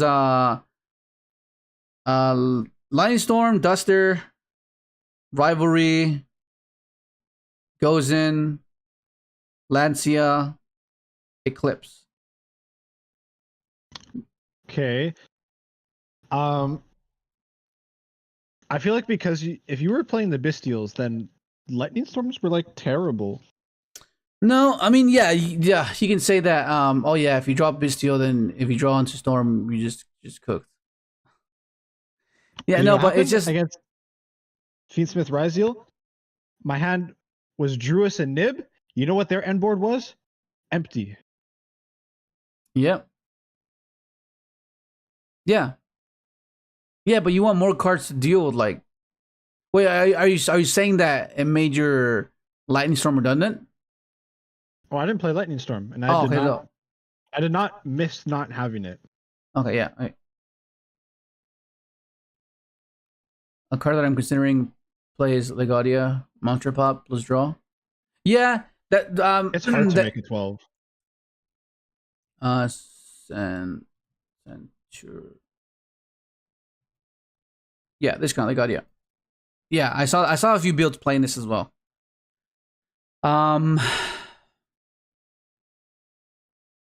Yeah, like the way you would do it is with this, and a 7. Right? That's how you do it. I mean, I guess.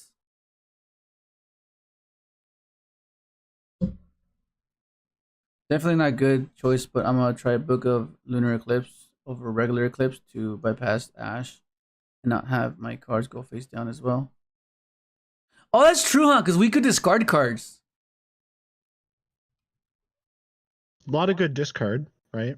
You have so many cards that are good to discard. Yeah. And like usually there's like only two like at most like 2. There's probably sometimes more, but yeah, I guess. It's just that this is free though. I know they can Ash it, but like,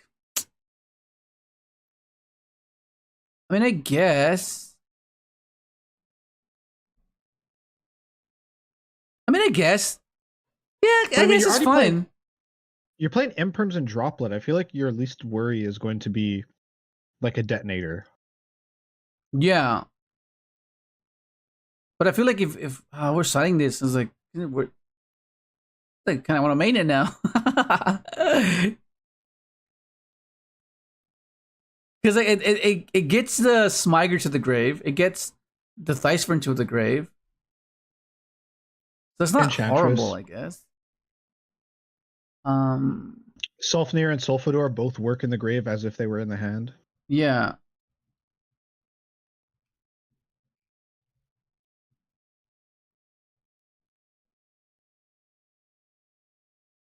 The only thing about my side deck that felt kind of weird is I mean, I don't. You saw my side deck, what it was, right? Yeah. I never wanted to use Raigeki, but D-Barrier was definitely nice. I enjoyed having D-Barrier. Yeah. I was thinking of... And playing Thrusts is really good because you have so many targets. Well, when would this not be bad? I guess you wouldn't cite it against like... What wouldn't you cite it? Does this target? Oh, this targets. Oh, it's kind of annoying. It targets. So that means like they can chain. Yeah, they can chain and then See, that's the difference between Eclipse and this though. Like it doesn't matter what they do if they chain on resolution, it'll still book the whatever card they summoned. You know. I guess that's the only issue. Yeah, I did not feel like I needed Eclipse. I feel like Eclipse would have been like terrible. Like it would have felt bad in every scenario I experienced. Yeah, but that's just for the event. You know, like of course there are times where like there's some side deck cards I just didn't think they were great, and then the following event they were just insane. It just comes down to that. You know. I mean, one thing you always have to consider. You always got to consider like the rogue matchups. Like you're not always going to go against the best decks, right? Like so. It's like. Especially early rounds. You have to have something that's generic. You have to have something that's like just gonna like this card is okay versus meta decks, but will blow out anything below them. Yeah. Well, what else would you side though? I found Droll was like amazing, like phenomenal. Yeah, I was siding Droll too. Like it was just, which is why I was thinking of main decking it. You know, a lot of people are on Solemn Strike right now. so all the Solemn Judgment and Solemn Strike. But I feel like 6 cards to side going first feels like a bit much. But I mean, I was siding D barriers and thrusts, so it's like it'd be same ratios. Yeah, no, that's why I was playing Storm because the Solemns, like, just get rid of the Solemns and the strikes. And the biggest reason is because people, I think a lot of other people are also on droplets. So having something that just negates a summon, like especially like going like a Solemn on like a Malice monster, that's like turn ending. Like if they go into like the red what's it called, the red one, so if they go into that and you just like Solemn it, it's like, oh well, damn, what do I do from here? Well, what are we talking about? Like the Malice links, like if you happen to Solemn or summons. Yeah. Mello, we can't side Molchummies. We're not liquid like that. if you can, obviously, yeah, sure. Yeah, if you can, for sure. If you can play all these other like Charmies and Impulses, yeah, go for it. But we're satellite residents here. Wait, can you play? What's the attribute restriction on Purge again? This beats Yugioh because I just played 6-run local sneak peek and 5 of my opponents were playing Yugioh. Yeah, I think it's possible. Yeah, but like what I'm saying, when you play a lower tier deck, your technical play has to carry you because the deck itself can't. You know, because that's what meta decks do, right? Meta decks carry the lack of technical play and the lack of caliber of a player that you might be. Like that's something to consider. Like that's huge. 145. And a lot of people don't seem to understand this.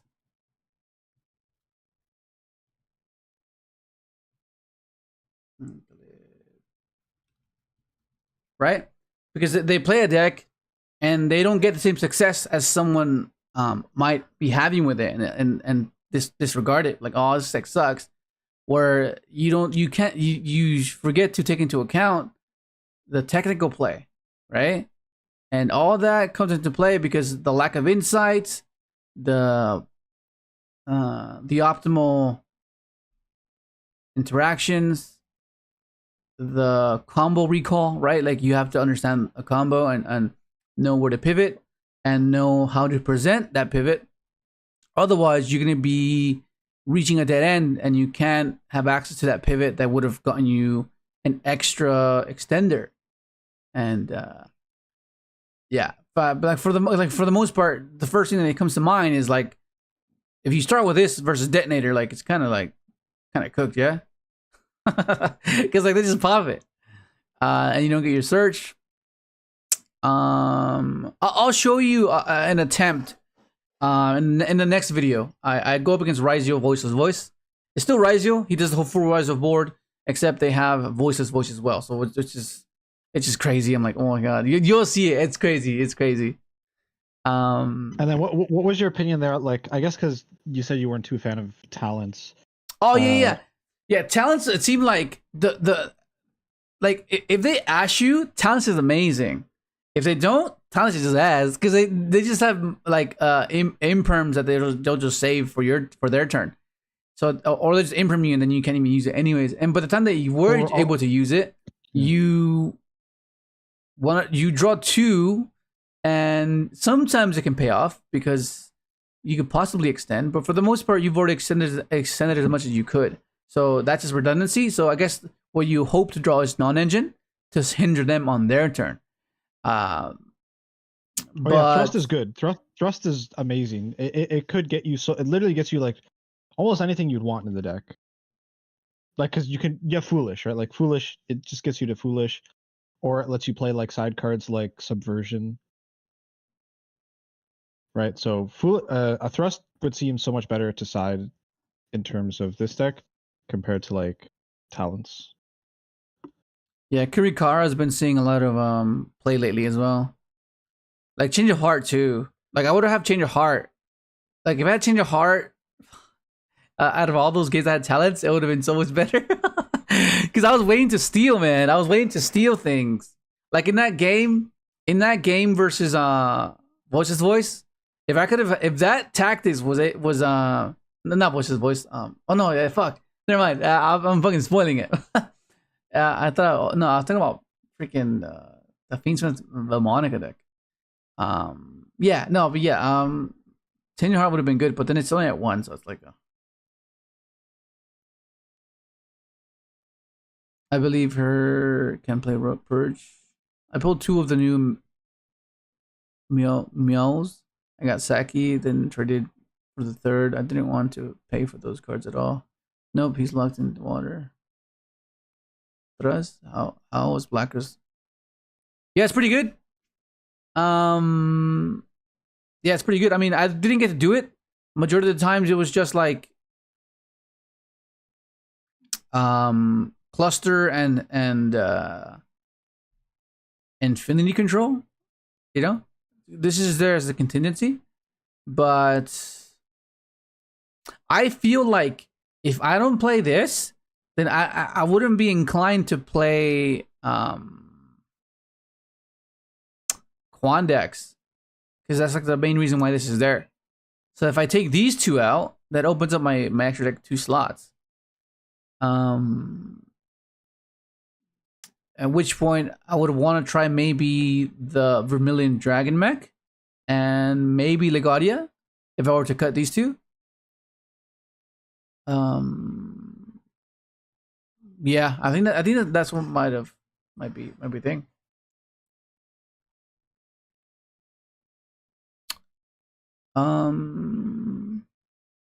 Yeah, but like the deck kind of feels fixed though. It feels kind of solved at the moment. Unless you're playing like the Advenure cards or you're playing the Kash cards, like it once you understand it, it becomes very simple. 150, 45, 50.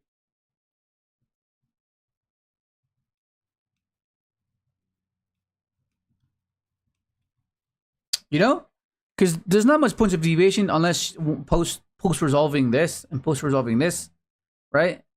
Because there's only so many things you can do that under the machine restriction.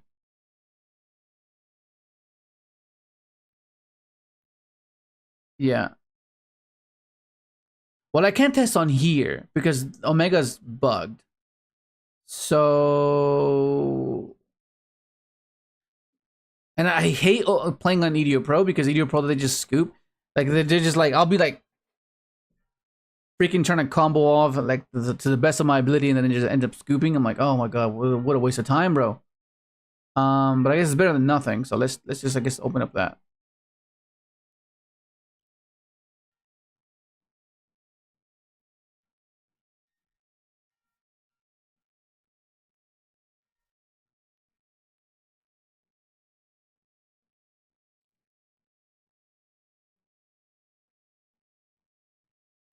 Oh, that's a good point.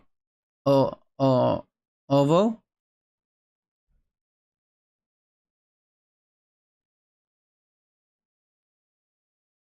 Paleo Crystron, bro, what a classic. Remember we tried that once upon a time?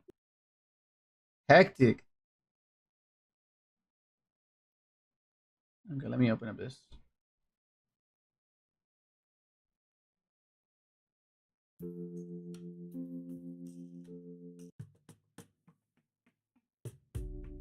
But why are these cards OCG? I don't understand why Yugioh Pro. It's because they're not technically legal yet. Technically, the release of the set's not till next Saturday. Right.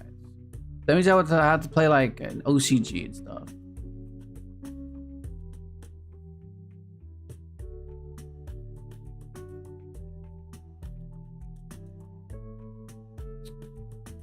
Oh no. What if we just watch just Crystron gameplay in OCG? Hang on.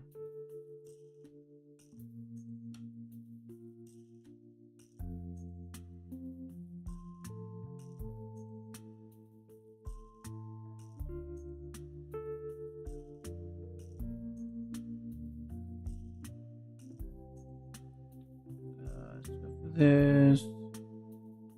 Do you have a favorite format? Not necessarily, cause I'm a bit of an optimist, so like I'll try, even though like things are looking kind of bad. I'll try. Okay, so I have a different perspective than most. I feel like even though odds are stacked against me, I still like to endure or I guess experience adversity, because I find thrill in that, right? And the moment the format is like ended, I'm like, fuck, I didn't get to fucking beat that deck. So then I get kind of annoyed in that sense. But like, yeah, to have a favorite format, I wouldn't say I would have a favorite format, because I just enjoy the game altogether. Because I like, yeah, I just, I don't know.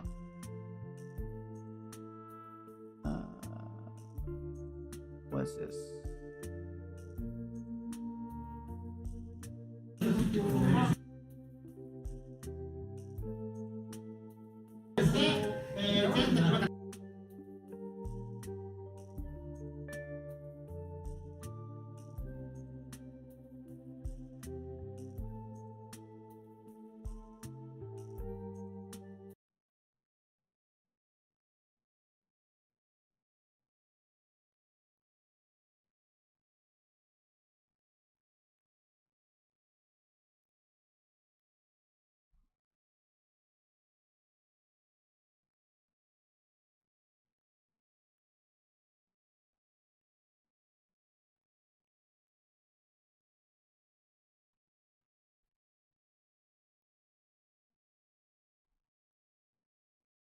Uh, 155, 40.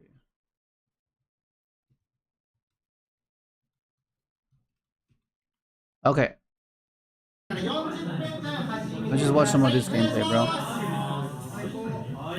We don't need to have this volume up. We don't understand. We need a translator, bro.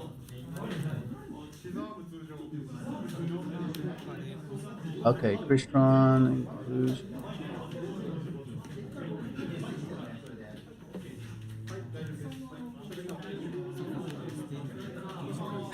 Lev Weeder format? Yeah, I don't mind that format. Any format with Lev Weeder, I guess that would have been one of my favorites, I guess. Well, actually, it wouldn't be too bad. Actually, we could try to cook that. Because, okay, so the reason why we played Crystron Paleo in the past was because, you know how Ronin Totem would always banish your frogs to... Oh, he got Ash. This is what I'm talking about. This he has called by, so you can call by that.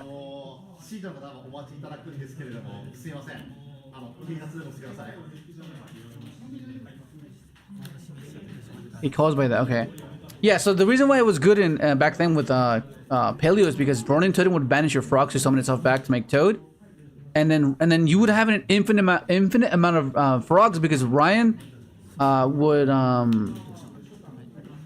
summon back the frog and put it back into the deck, and then Totally Awesome would just summon the frog out that way, which was a cool little thing that you would do. And we would play back to the front, because that means that the moment you negated with the Toad, you can back to the front the Totally Awesome, and you would chain the Paleo, right?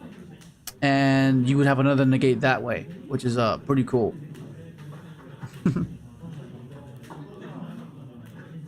For those who play Bestials, what do you do with the body on the field?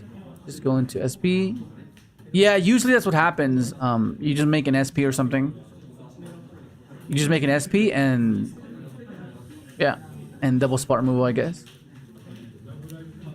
Is Navy Mech? Yeah, it's needed because you're very limited to what extra deck slots you can play. You know, and that one's not that bad. Being able to negate... you know how... it's just a versatility card, because you're able to go into that and negate face-up cards on field that are like, it's not just monsters. It negates any card on field up to the amount of tuners that you have. So yeah, it's I guess it's only there because You're very limited. You got Nibiru, bro. Yeah. So okay, so this is this line doesn't work. He can't play through Nibiru because he already used inclusion. So he's thinking about whether he chains here, because if he goes Samurai Destroyer, Max C, okay. So yeah, so what's happening here is what's happening here. Wait, why didn't he chain? Wait, I'm confused. Why didn't he chain Trist? Get Samurai, revive the Trist again, and he's drawing 2 off of Max C. I'm confused. Why didn't he do that? I think he's thinking about like, oh, is that how many summons is that? Oh no, no, no. They're determining how strong it is. That's what it is. He draws 2, 1, 2. Oh, that's exactly what you want. He drew Ash and Imperm. Okay, so he still has Smyger effect. Smyger effect does what? He already used inclusion, right? He already used inclusion, so he can't. So he's just adding inclusion. Is he just passing on this? Or is he... Has he used the effect of...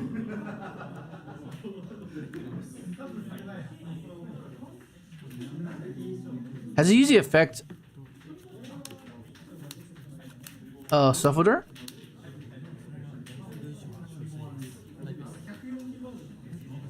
Wait, what the fuck?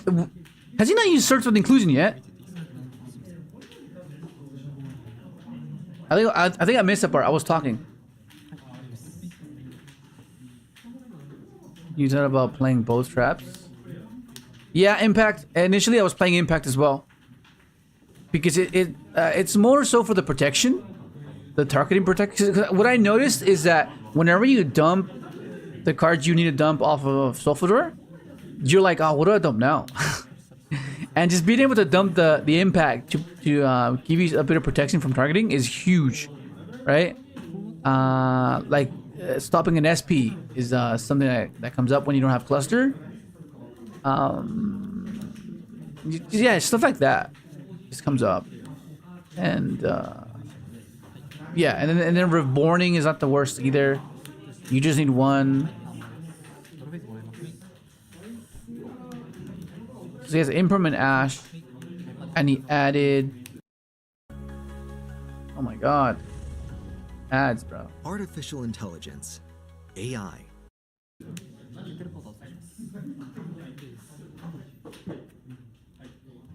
Leo, don't get me excited. I love Paleo Crystron. That is getting me hyped. Let's build it. I'll play it. I was yes, Rolando. We can try. Okay, we'll try to build something after this match. Oh, is that Punk? I that's Punk. Is Samurai Destroyer not a common tech? Maybe. No, it is. It's not really a tech. It's I think it's mandatory. You have to play Samurai Destroyer. It's just so good. It's like it's so good. It's so good.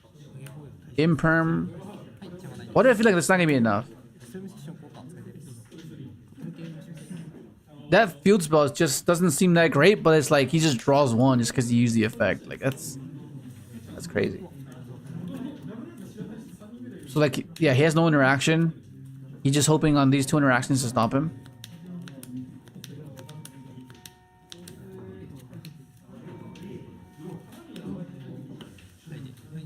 Punk is super. Is it powerful in the OCG?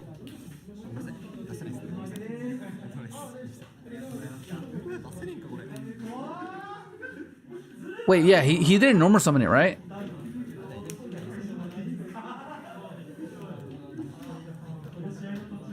Oh, it's going to... Is that Moon? Oh, okay, pivot into... Okay, I see. Effect of Requiem. Does he Ash here? I think he Ashes here, no?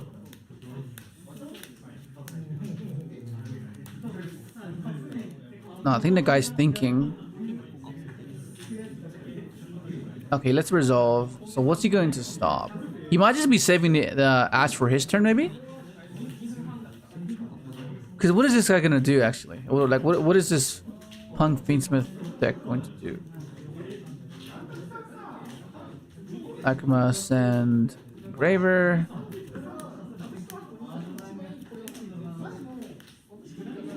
Bounce, sequence. Desiree. Maybe he's playing. Oh, what the hell is that? What is that? I have no idea what that card does. I can't wait for the Fiendsmith engine to get nuked. It doesn't matter though. I mean, we'll just create another fucking engine. Yeah, that's just the progression of it, right? They have to make better engines to sell products, and then fall back on nostalgia because people like their older decks, so they gotta give legacy support, and the cycle continues. And if that's your complaint, then I don't know what to tell you. That's just a constant thing with the game.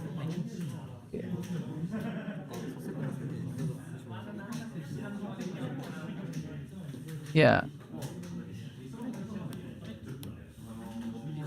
That's crazy. Do the punk cards lock you in any way if you like do certain effects? No. That's cool. So you just overlay the punk exceeds over any punk, or do you have to like overlay over synchro? Yeah, 'cause I know what that one does. That's a fusion. It sends stuff to the graveyard to summon 2 punk monsters.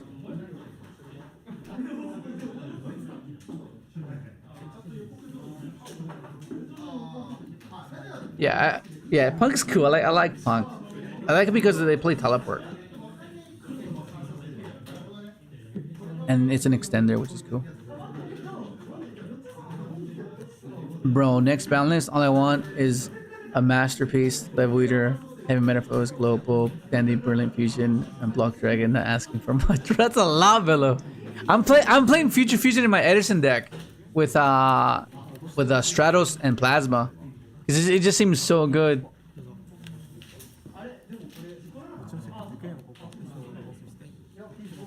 Okay, so he's sending. Yeah, he's sending the token. Yeah, I'm not sure what this guy's gonna do. I think isn't it just game? This should just be game.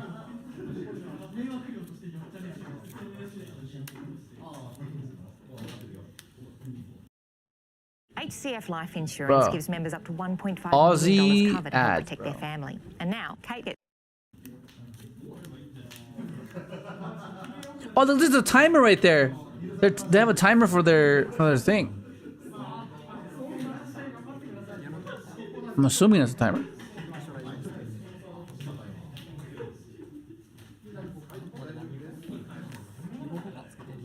Oh yeah, no, they're not in South. Yeah, they're up north. They're in North California. So yeah, they're fine. They're fine. Thanks for asking though. That's devastating, dude. That doesn't seem real, huh? It just seems like stuff from movies. Like it seems like so bad. Damn, man. Like that's just gonna a whole like. Can you imagine like generational memories of those neighborhoods? Like it's just gone. Like that's crazy, man. Because nostalgia is a very powerful thing, man. Being able to reminisce things, and then now that you know that there's not there anymore, is like it's just gonna be completely different. Is Invoke Mechaba needed in the extra? Okay, so I mean it's cool in the sense that if they wait for Nova, they drop Nib there, and it doesn't matter. Or going second, they wait for you to go Nova. It makes it to the point where it makes it really weird for them to interact with it, because that means the moment they remove it, and because the new ritual they play the new ritual deck. What's it called? The new ritual deck that plays the Maximus, and then they dump 2. So in that regard, you can dump the Nova and then summon the free Mechaba, which is huge. So I think that's something to consider for sure. But yeah, it's like a threatening factor. During pre-release, I summoned Nova, and my opponent was surprised, so he nibbed, and I didn't have makeup on the extra. I feel like it'll rarely happen though. I mean, if you had Trist, you should have chained Trist and made your Samurai Destroyer, and then your Samurai Destroyer would have revived your Nova, and then you would have overlaid for Infinity there. Yeah, Mitsurugi, yeah, that one. Because they play the Maximus, and then they dump 2, then you just dump your Nova and something else, and you just get a free mecha buff for nothing. Yeah, bro, it's pretty insane what happened. On the lighter note, you are now proud Aussie. That Kelly in you is gone, my brother. No, I mean, it's crazy to think that I've lived here for like damn, so long, like almost half my life, more than half my life. Pretty crazy. But no, yeah, I do miss home for sure. I do get homesick sometimes, and I'm like, I miss like I miss a lot of things from California, like the food especially. Like the food, you just can't beat the food, man. Oh my goodness. Are these guys just sighting? Let's skip this.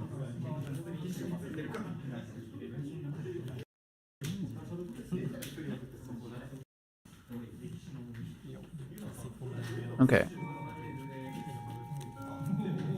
This man has Droll and he has Crossout. So Maxi is not gonna be an issue. This guy has Ash though. Yeah, this guy has Ash. See, I think I would have started with Smyger first, I think.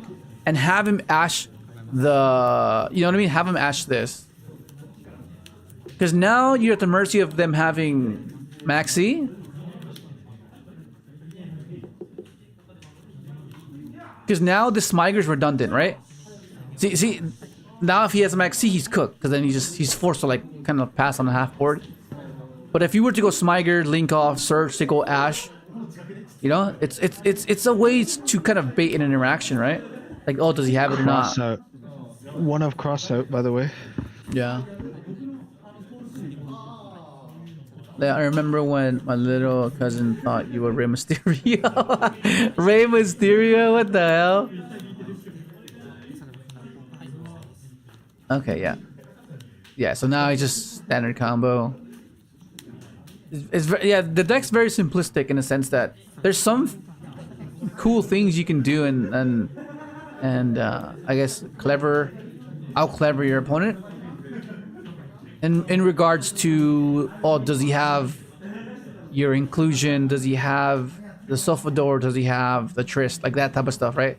So it's very hit or miss in that sense, and it makes it like not as linear because most people will interact in a different way. But because you have so many ways to get to your cards, it's like, if I Ash here, it might end their turn. And sometimes it is the case, but for the most part, it shouldn't be the case. He's dumped. Wait, what did he dump? Oh, I see what's happening. He's gonna pop. Wait, no, he already popped, didn't he? Oh no, he discarded a Softener. Okay, see, yeah, pop Infinity here.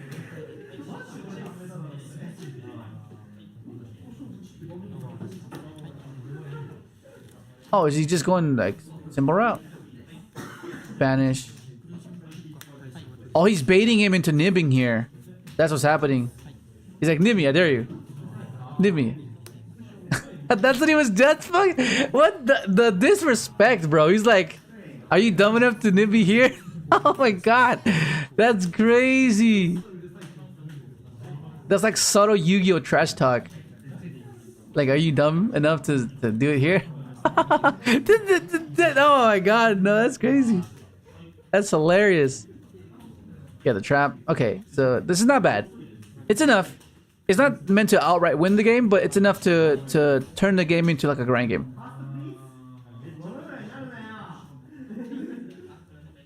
True story. He asked me who you were, and I said Ray, and for about 4 years he believed it.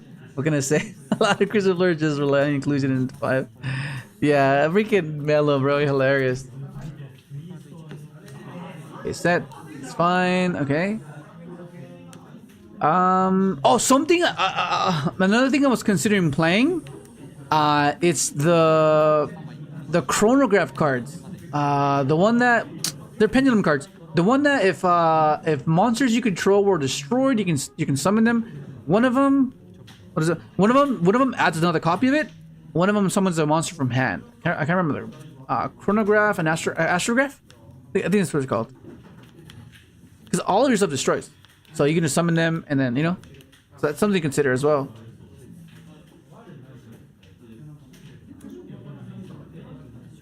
Yeah, thank you, Dayshade. Alright, so then he's going for... he's popping this now, preemptively. Returning inclusion. Okay, so now... okay, that's one interaction. Now all he has is Dragster, and he has access to an Omni.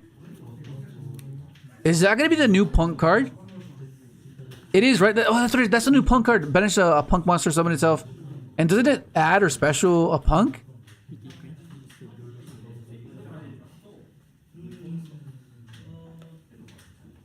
Did he chain Trist here? Oh, Ash Blossom. That's another way to interact versus this deck. Yeah, you can Ash Blossom this. Damn, he got Ash. Negate the Ash.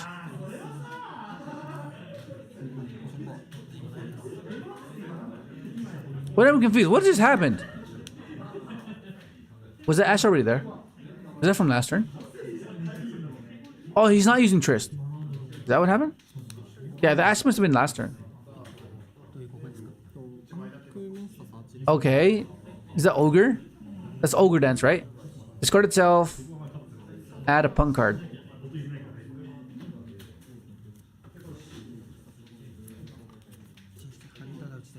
Yeah, okay. Thank you. Thank you, Dayshade. Yeah. Wait, what is happening?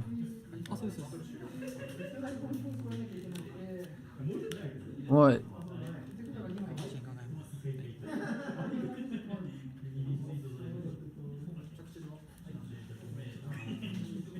What's happening? I'm confused. Why does he keep doing it to his hand? Is he revealing his hand or what's happening? Yeah, he ashed, but why is he revealing his hand? Is it did he just reveal his hand?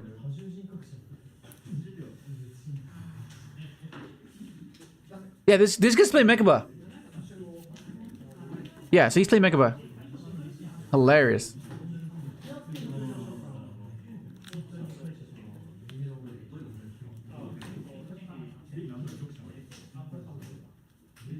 What's the thought process here? Is he not chaining? Or... I'm not gonna lie, I'm kind of lost here. Okay. Is that a different Punk card? What does that one do?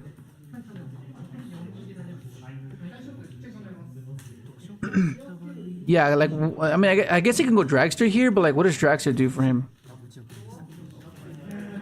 Like, the guy on the right just has no more gas, right? He has no more cards in hand. And this guy's like just debating on what to do. Huh. Okay, he's yamming. Is he gonna go for like a Punisher line? That'd be crazy. Oh, that changed your mind. He just changed his mind.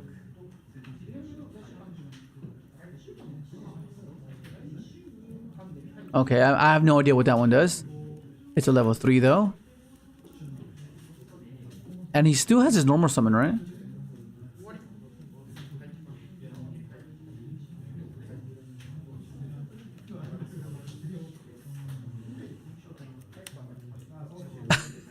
What the hell, Mello? I don't know, but he must be related to my cousin, the way he acting and revealing his hand. Yeah, Punk cards, yeah.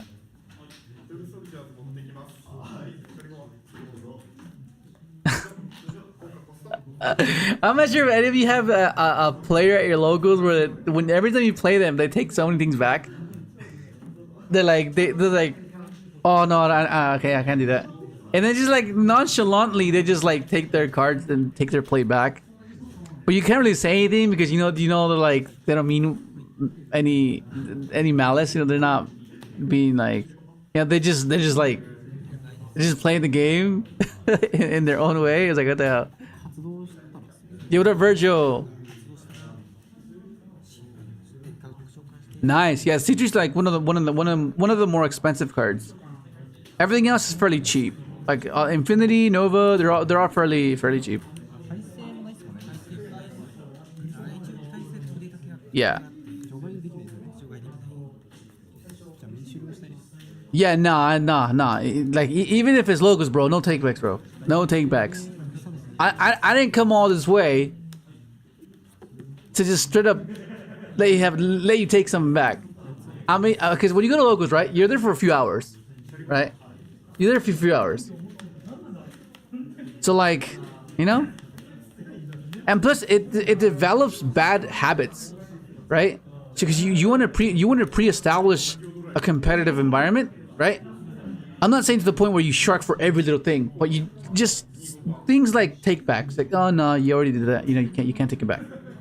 But like sharking like the most trivial things, I'm not talking about that. I'm talking about like just like proper gameplay where you retain the integrity of the game, right? Because now that you know that they have that interaction or they have that card, you'll play differently, right? So then the integrity is ruined. So you want to retain that as much as you can, and you want to be part of a competitive and well-regarded locals, right? That's kind of the point. You're enforcing that.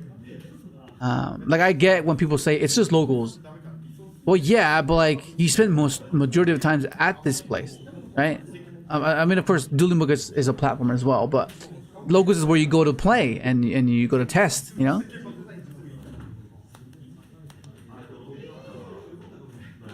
But little kids, the exception is like little kids that are just learning. Or of course, you let them take it back. But if it's like a pretty competent player that's there on a regular basis, you try to enforce that,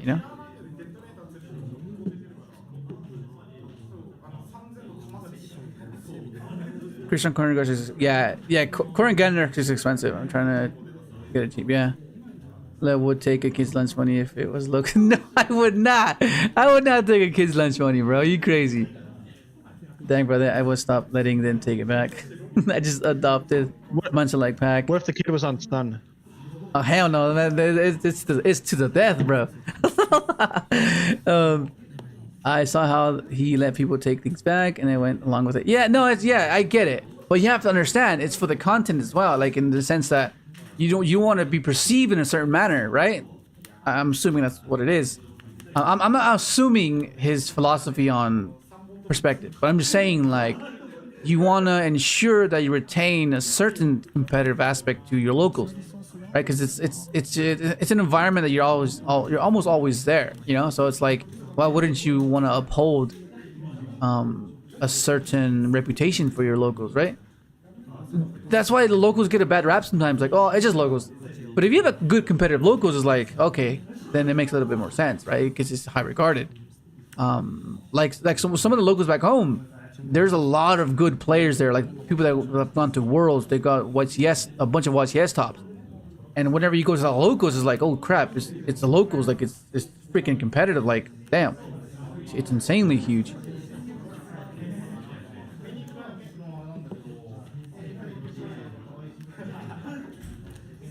Yeah, some people do that. They allow takebacks because they know it doesn't matter. They're gonna win anyways. You try to do something noble, but in reality, you knew that it didn't matter that you let them take it back. You were gonna win anyway. Like, wow, what the fuck? But if you let them take a play back and you lose because of it, okay, that's a bit noble because like I guess yeah. But nonetheless, it still doesn't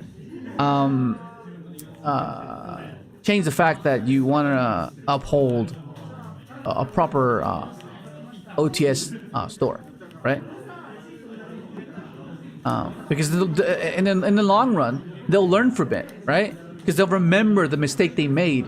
But if you let them take it back, what if that remarkable moment won't instill in their subconscious, right?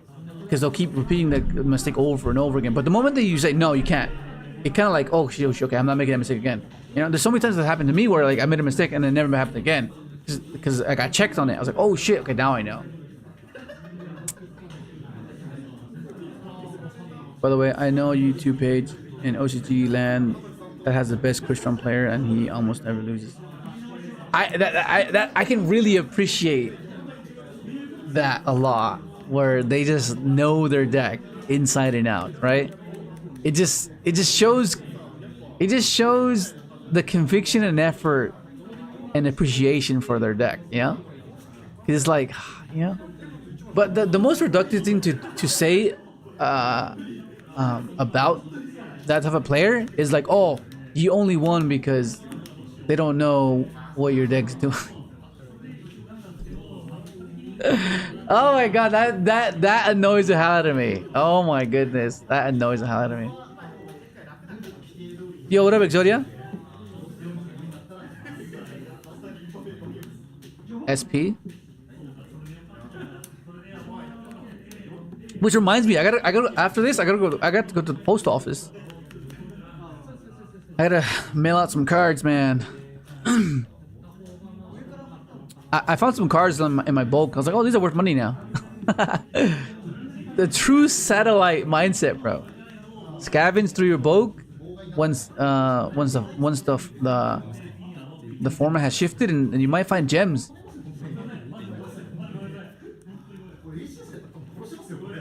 Obliterate.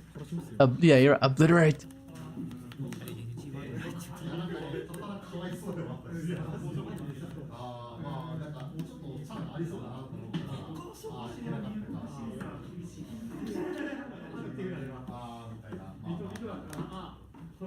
That's crazy.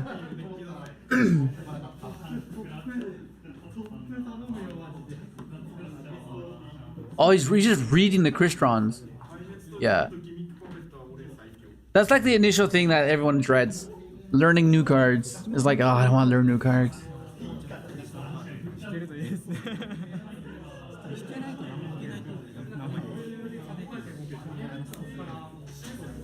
Huh.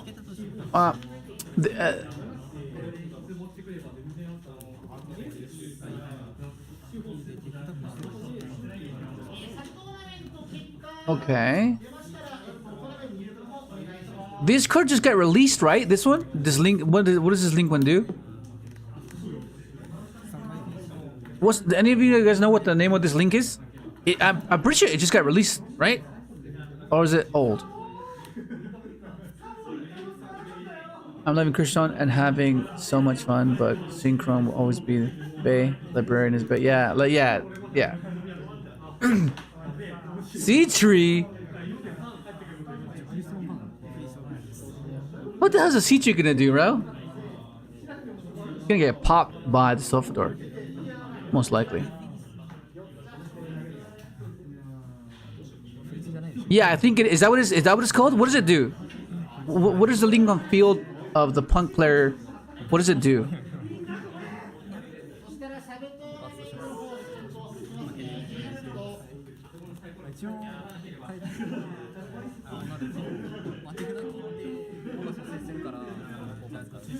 Yeah, he just got cooked.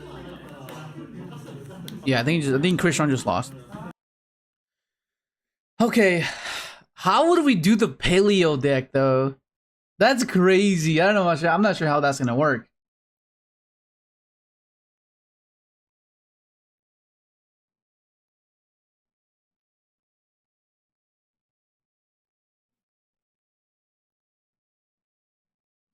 That means I have to open up Omega then.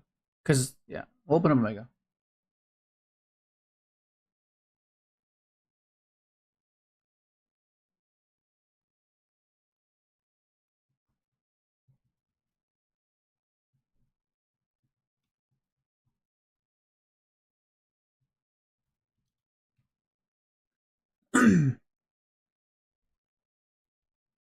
I think either revives another fiend from graveyard or pops a card. Oh, okay. Needs to tribute itself for its effect, I think. 10 to repeat the 2016. Oh my god, that was crazy.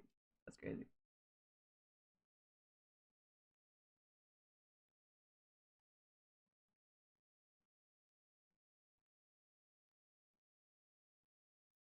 Yeah, time to revisit those days. Those days were crazy, man. Paleo Crystron, bro.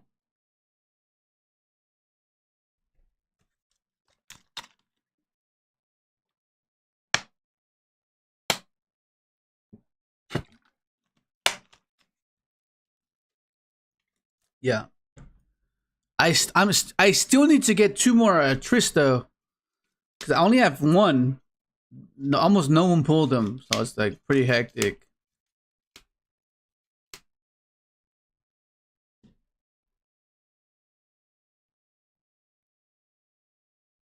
Oh, 37 paleo list.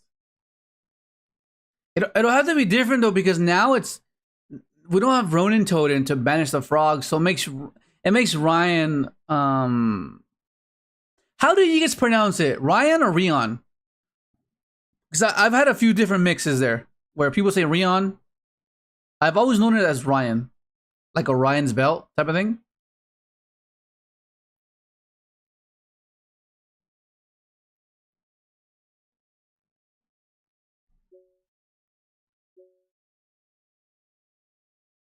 $230.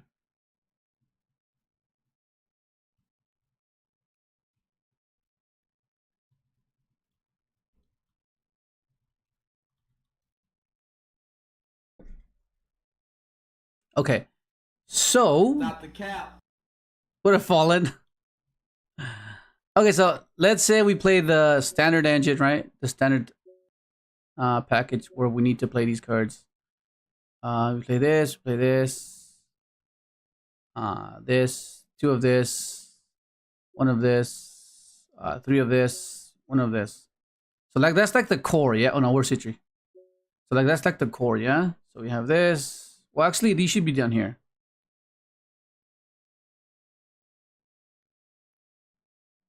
Okay. We're attempting to build an old list that we've played in the past, Crystron Paleo, but the main thing is that we don't have this guy anymore. So the theory back then was oh shit. Oh, let me just put no bound list.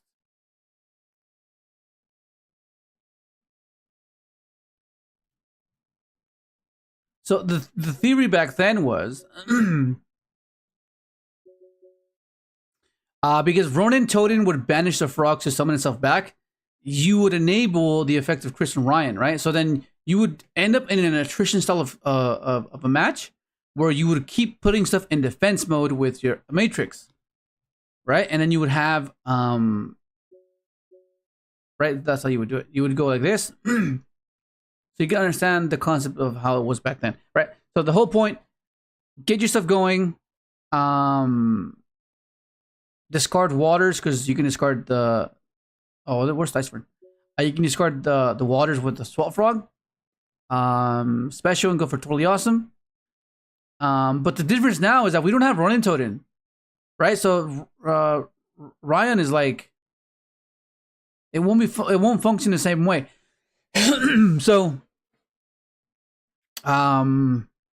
we would need to play it. It would be different. It would have to be different. So I'm not even sure if we even play this, right? Because why do we even play this?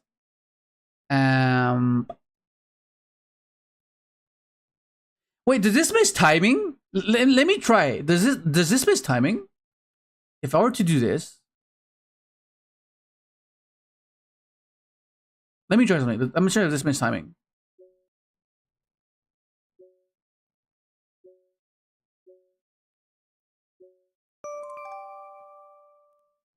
I'm wondering if it does miss timing. Hopefully it doesn't, because if it doesn't, that'd be cool.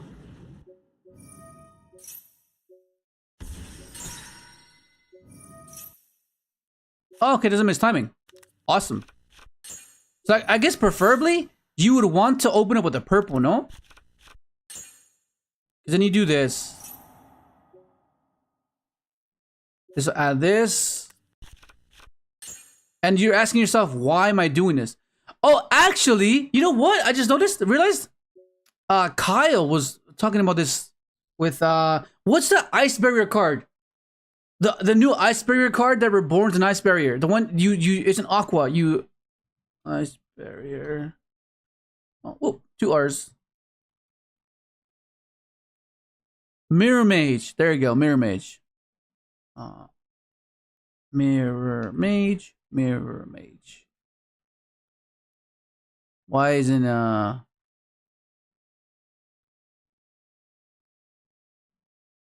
Oh, let me just put the boundless.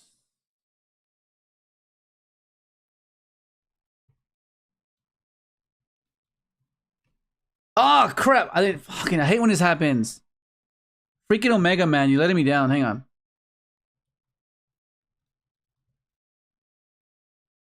I have to reboot this because the search engine crashed. Hang on.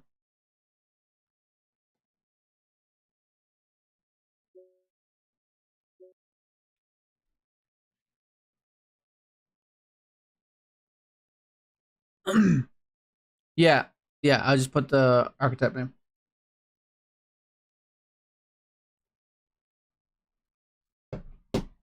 Crystron Paleo or Crystron Frogs. Crystron Frogs, huh? I mean, I'm trying to think. Do we actually need the Swap Frogs? I guess we do because it gives like a little dupe lock effect, kind of like Edison.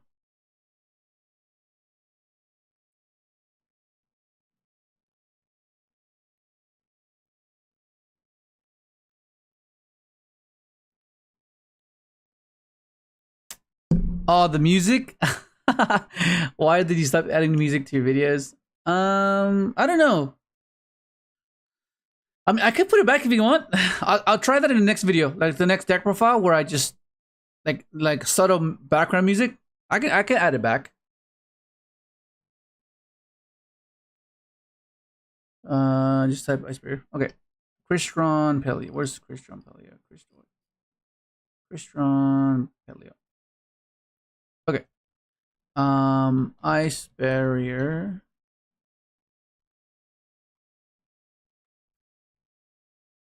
What's the one that reborns? Is it this one? When you activate, you can target one of the 4 lower Ice Barrier monsters. Yeah, this one. So you need this one. Mirror Mage. Where's Mirror Mage? Mirror Mage. It's one word. Mirror Mage. Wait, what? Mirror. Am I spelling this wrong?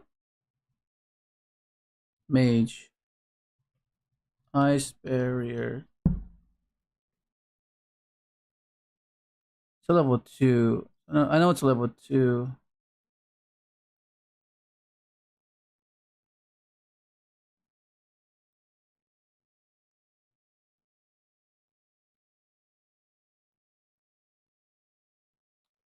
This one. Yeah, this one. So, Swap Frog dumps this one. Right? So then let's see the hand. Let's see what that does for us. Oh, no, preferably, I guess we would want the purple then, no? I mean, it works with Smiger too. But let me just see what the purple does, because I think purple is a Pico too. No, actually, no, I think purple becomes better because it preserves our normal, which is nice. Yeah. Okay, so we could summon this. Oh no, never mind. We're always using our normal. Okay, that's fine. Oh, in that case, yeah, it needed to be. No, I guess it's fine. Go for this. But then we're cooked here to Ash here. If we get Ash there, it's just no bueno. No bueno. So we're trying to insulate our board, right? So we're gonna go into we do 1, 2, 3. Oh no, but then it's just cooked. No, it's just fine because we still have inclusion, so it's fine.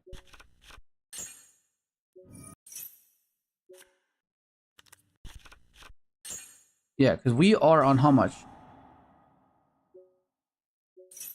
That's just 5 summons, right? Dupe. Wait, is it 5? Dupe 1, 2, 3, 4. No, this is 4. Yeah, this is 4. This is 4. Yeah, it's 4. But what's this do? If you contribute this, you contribute 1 other effect monster specimen up to 3 Ice Barrier tokens, and if you do, increases the card's level by that number. Also, you can add specimen monster effects like water or synchro. Oh, I mean, we have water synchros, so I guess it doesn't affect that aspect of the deck, but we want to go into Toad, right? Oh, this is our 5th summon. And then we do combo. Mind you, it's a 3-card combo, but like nonetheless, it's still fine. Right? 'Cause then now this will pop that. And then that'll float, yeah? So we'll go 1, 2. And that will summon, I'm assuming this. Yeah, we'll summon this, and then this will dump the trap. So we can add it back. So we'll dump this and the turtle. Right? And then we go into a regular play. This adds this back. And then... so we have 2 Omnis, bro. That's crazy. Okay. So we go in this and this.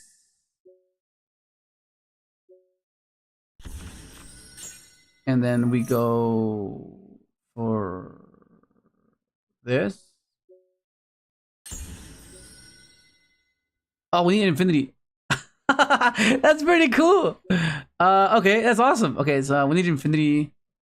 Cyber Dragon. Damn. Dragon.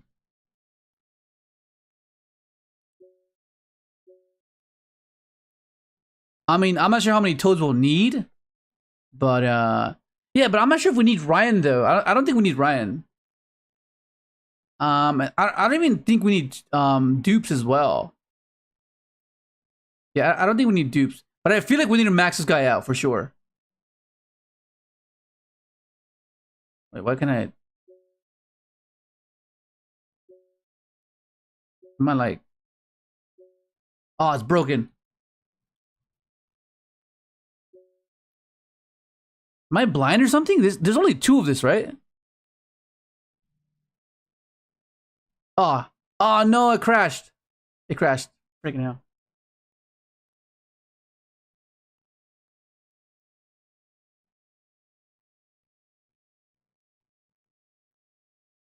Oh my god. Let me launch Yugioh Pro. Hang on. Let me launch Yugioh Pro. This is annoying me. Okay, let me screen this so I can.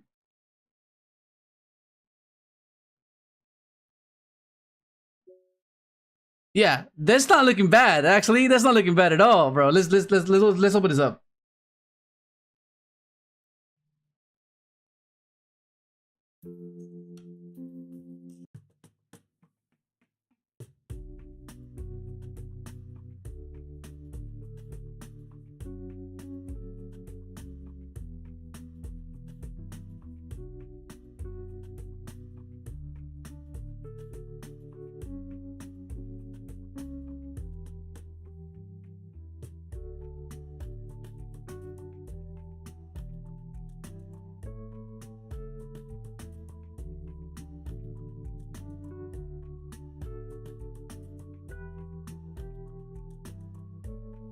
Okay. Let's build a new one.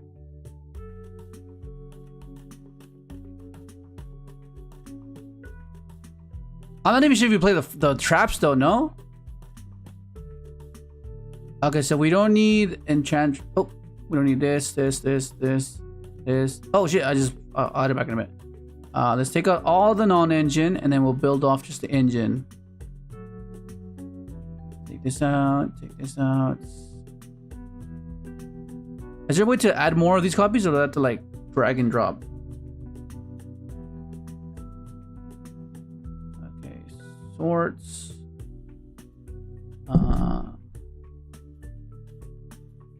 Frog. Okay, so we need this. Oh, what the hell was it? Give me the wrong one. This. Ice barrier.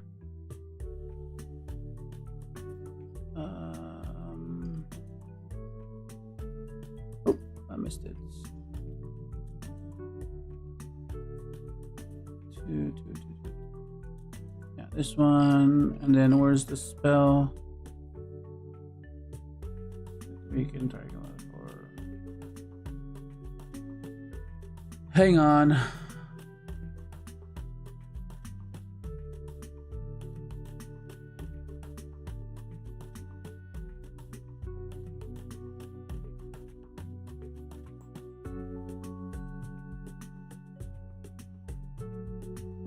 Sure, hang on.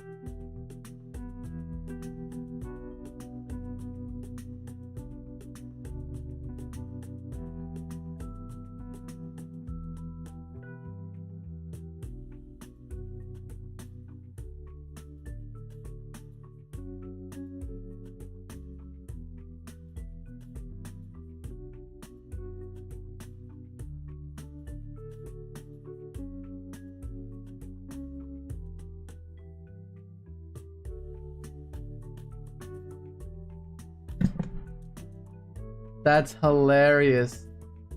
246. Okay, so let me tell you what just happened. Oh my god. Okay, so 246. That is hilarious. Okay, so I just got off the call. So okay, so you know how like modern cars now, you just do the push to start your car.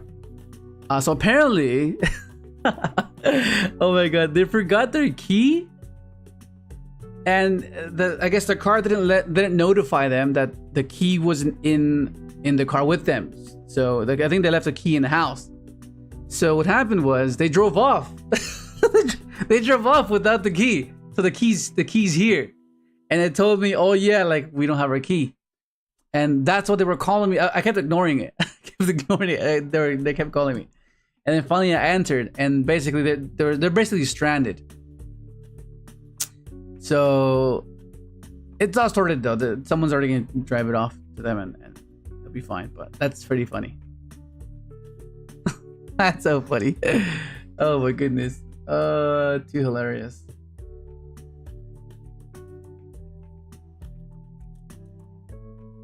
All right, so 247.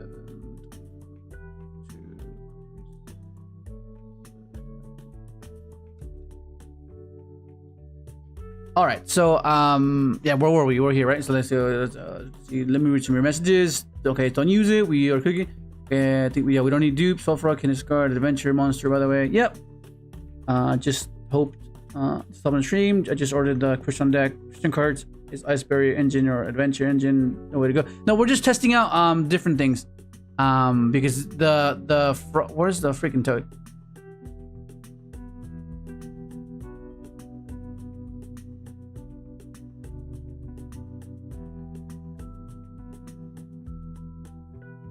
Oh yeah, oh, totally awesome, totally. Oh my god, totally awesome. So okay, we cut this. What else did we cut? We cut this. I feel like. Well, we need C3 for this because we have 2s, so we can still summon that.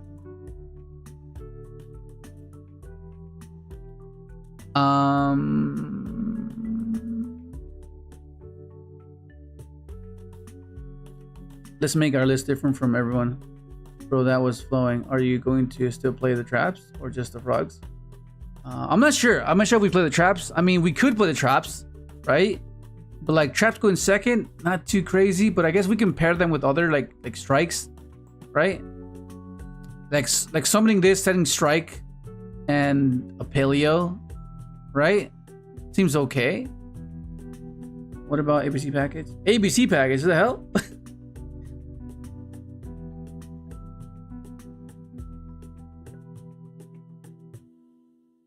There's a way to clockwork connect searches for Regulus? What the hell?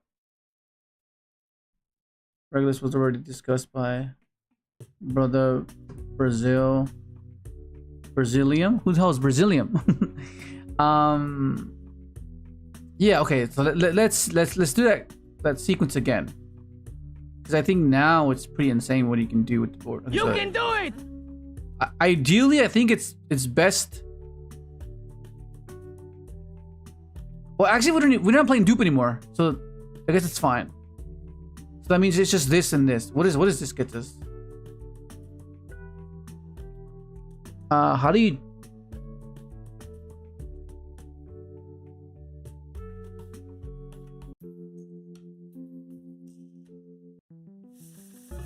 Oh, I have to fucking.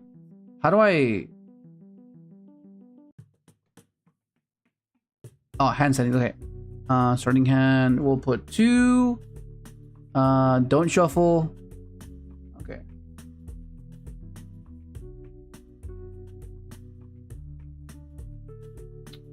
Um, 251. 251. Oh my god, annoying, man. This is annoying me.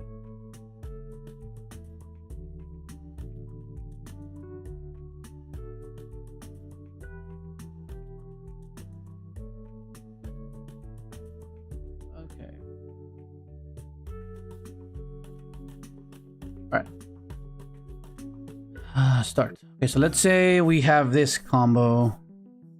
This isn't horrible, right? So special summon, discard this. This will then dump the ice barrier card. The ice barrier card will then give you access to your discard. And we can go. Well, first do this, no?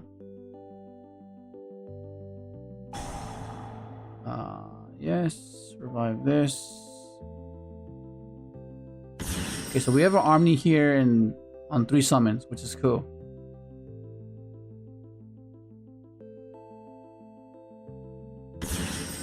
Okay, then now we can do this.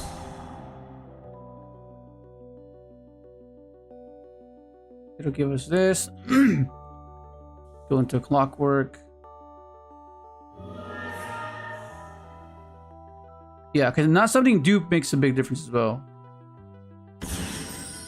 And then now we just do regular combo. But I think we have to structure the extra deck to where we can utilize Swap Frog as an extender in case we just can't go with the swap to totally awesome.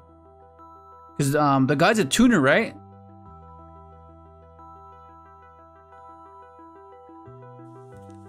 Okay. This.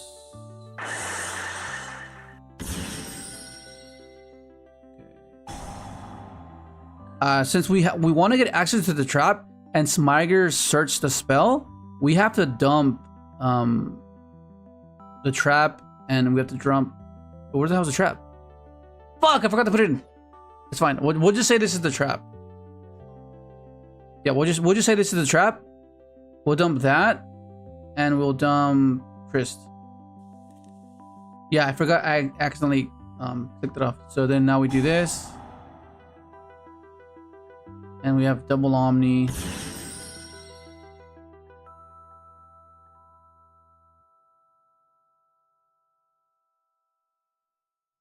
on.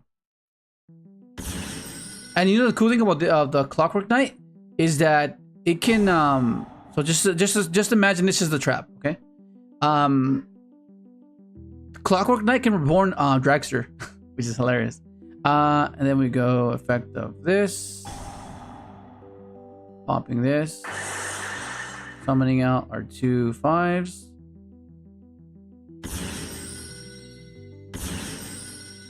And then revives our Trist. Special summon, go Infinity.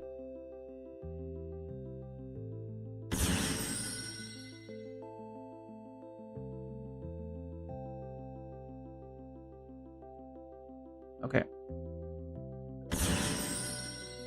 Cool. You converted a Swap Frog into a totally awesome. Basically. Because you did everything else as a 1-card combo, right? And this is meant to be the trap. So you have double Omni, the trap, and the quick synchro on their turn. And the cool thing about this is that you can steal something. So you're still ahead. Whether they try to go for an imperm, force an imperm, you just negate it, take the imperm, have it for your resource. And then you have grave setup. Not bad. That's pretty cool, actually.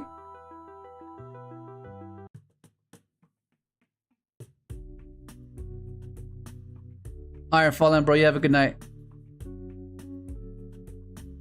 Also, ABC, your face was hilarious. Yeah, Mirror Mage is here. Yo, what up, Neo? Why buy your search on spreadsheet when I have this? It's the support. It just seems hella cool, though. You know, it's just like, it's you just do it to support the content creators. You know, it just I mean, yeah. Yeah. What up, Mex? How do you pronounce that? Mexel or MX? Is that an I or an L? MX? Or is that 13? Is that Max 13? He has it for sale with. I think it's $20. Yeah, it's $20. Clockwork Knight.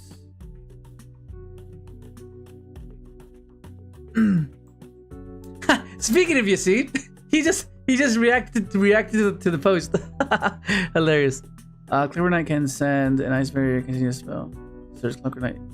Yeah, you can utilize the extra for more synchros you can make with the Mirror Mage. Not bad idea. Yeah, because I like the fact that this is the tuner as well, right? It's a tuner, so you can synchro with this too. The question would be I think 1 toad would be enough, right? Just the 1 toad? Because after the fact, like, why would we need it? You know, I think 1 toad should be sufficient. And you just have this little package here, this 5-card package, because the deck's consistent enough already, right? Yeah, I think the 1 toad's enough. I think 1 toad should be awesome. And then the rest non-engine, no? Like, if we wanted to, we could play the adventure stuff as well, which would make it even more insane. Yeah, you could play Pot of Prosperity, but I always struggle to justify it. Like, I feel like I need everything, you know? Because, like, this is not like a build-a-board where you just outright win when you do your board. Because, you know, and you need the attrition factor, I feel. You need to be able to have that spare Dragster, have that spare Alesk, you know? Because usually you don't banish 6. I'm almost certain you don't banish 6. It's mainly 3. I'm not sure about the Cashier version, which is the one that you're referring to. Because the Cashier version, you can banish Dracosack, I guess. You can banish a few things, but, like, yeah, I don't know. You could play it. I just prefer not to.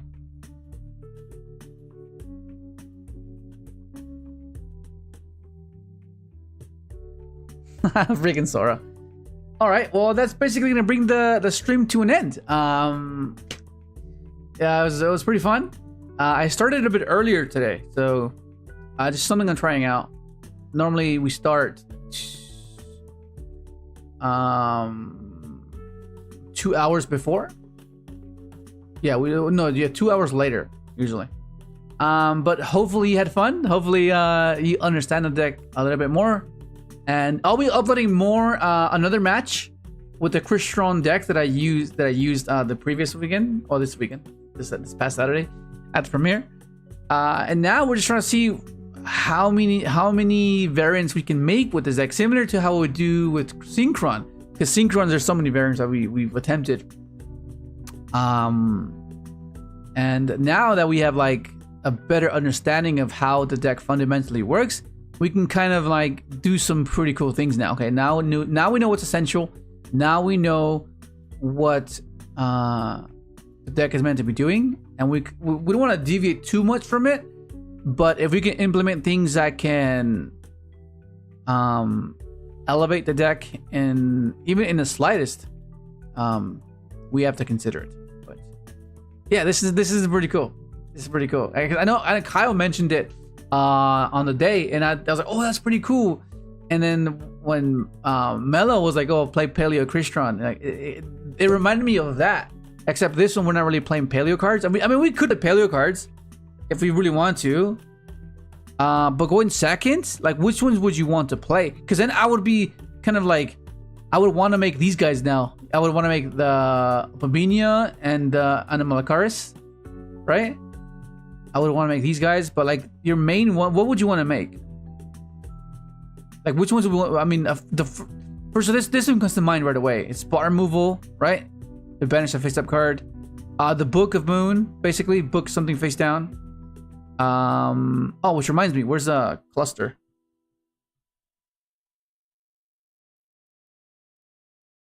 Yeah, they should be here.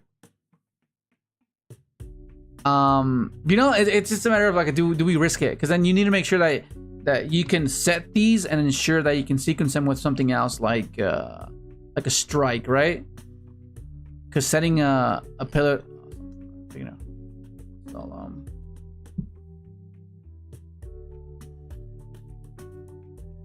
and I feel like the Ruma is pretty damn good. Yeah, I don't know, something like that. I guess. We will see. I don't know. I'll try to find it and I'll do some testing with it, but maybe, I don't know. We'll see. I gotta find this package though. Toad is fairly cheap. It's like it got reprinted so many times, so it should be cheap. The Swamp Frogs, same as well. I'm not sure how much. One of the Paleos might be worth something because it hasn't been reprinted in a long time, or doesn't have a reprint. One of them maybe. Is. I mean, I have super, or I have ultra. I mean, I have the Paleo cards already. I have commons as well. Is the Ice Spirit cards expensive? No, right? I'm assuming no. No. Okay. Yeah. All right then. Well, that's basically gonna be it. Thank you guys for joining me. You guys have a good night, and we'll see what we do tomorrow. See you guys. Oh my goodness. Oh, I forgot to show you guys this one though. This one's funny. It's not just a boulder. It's a rock.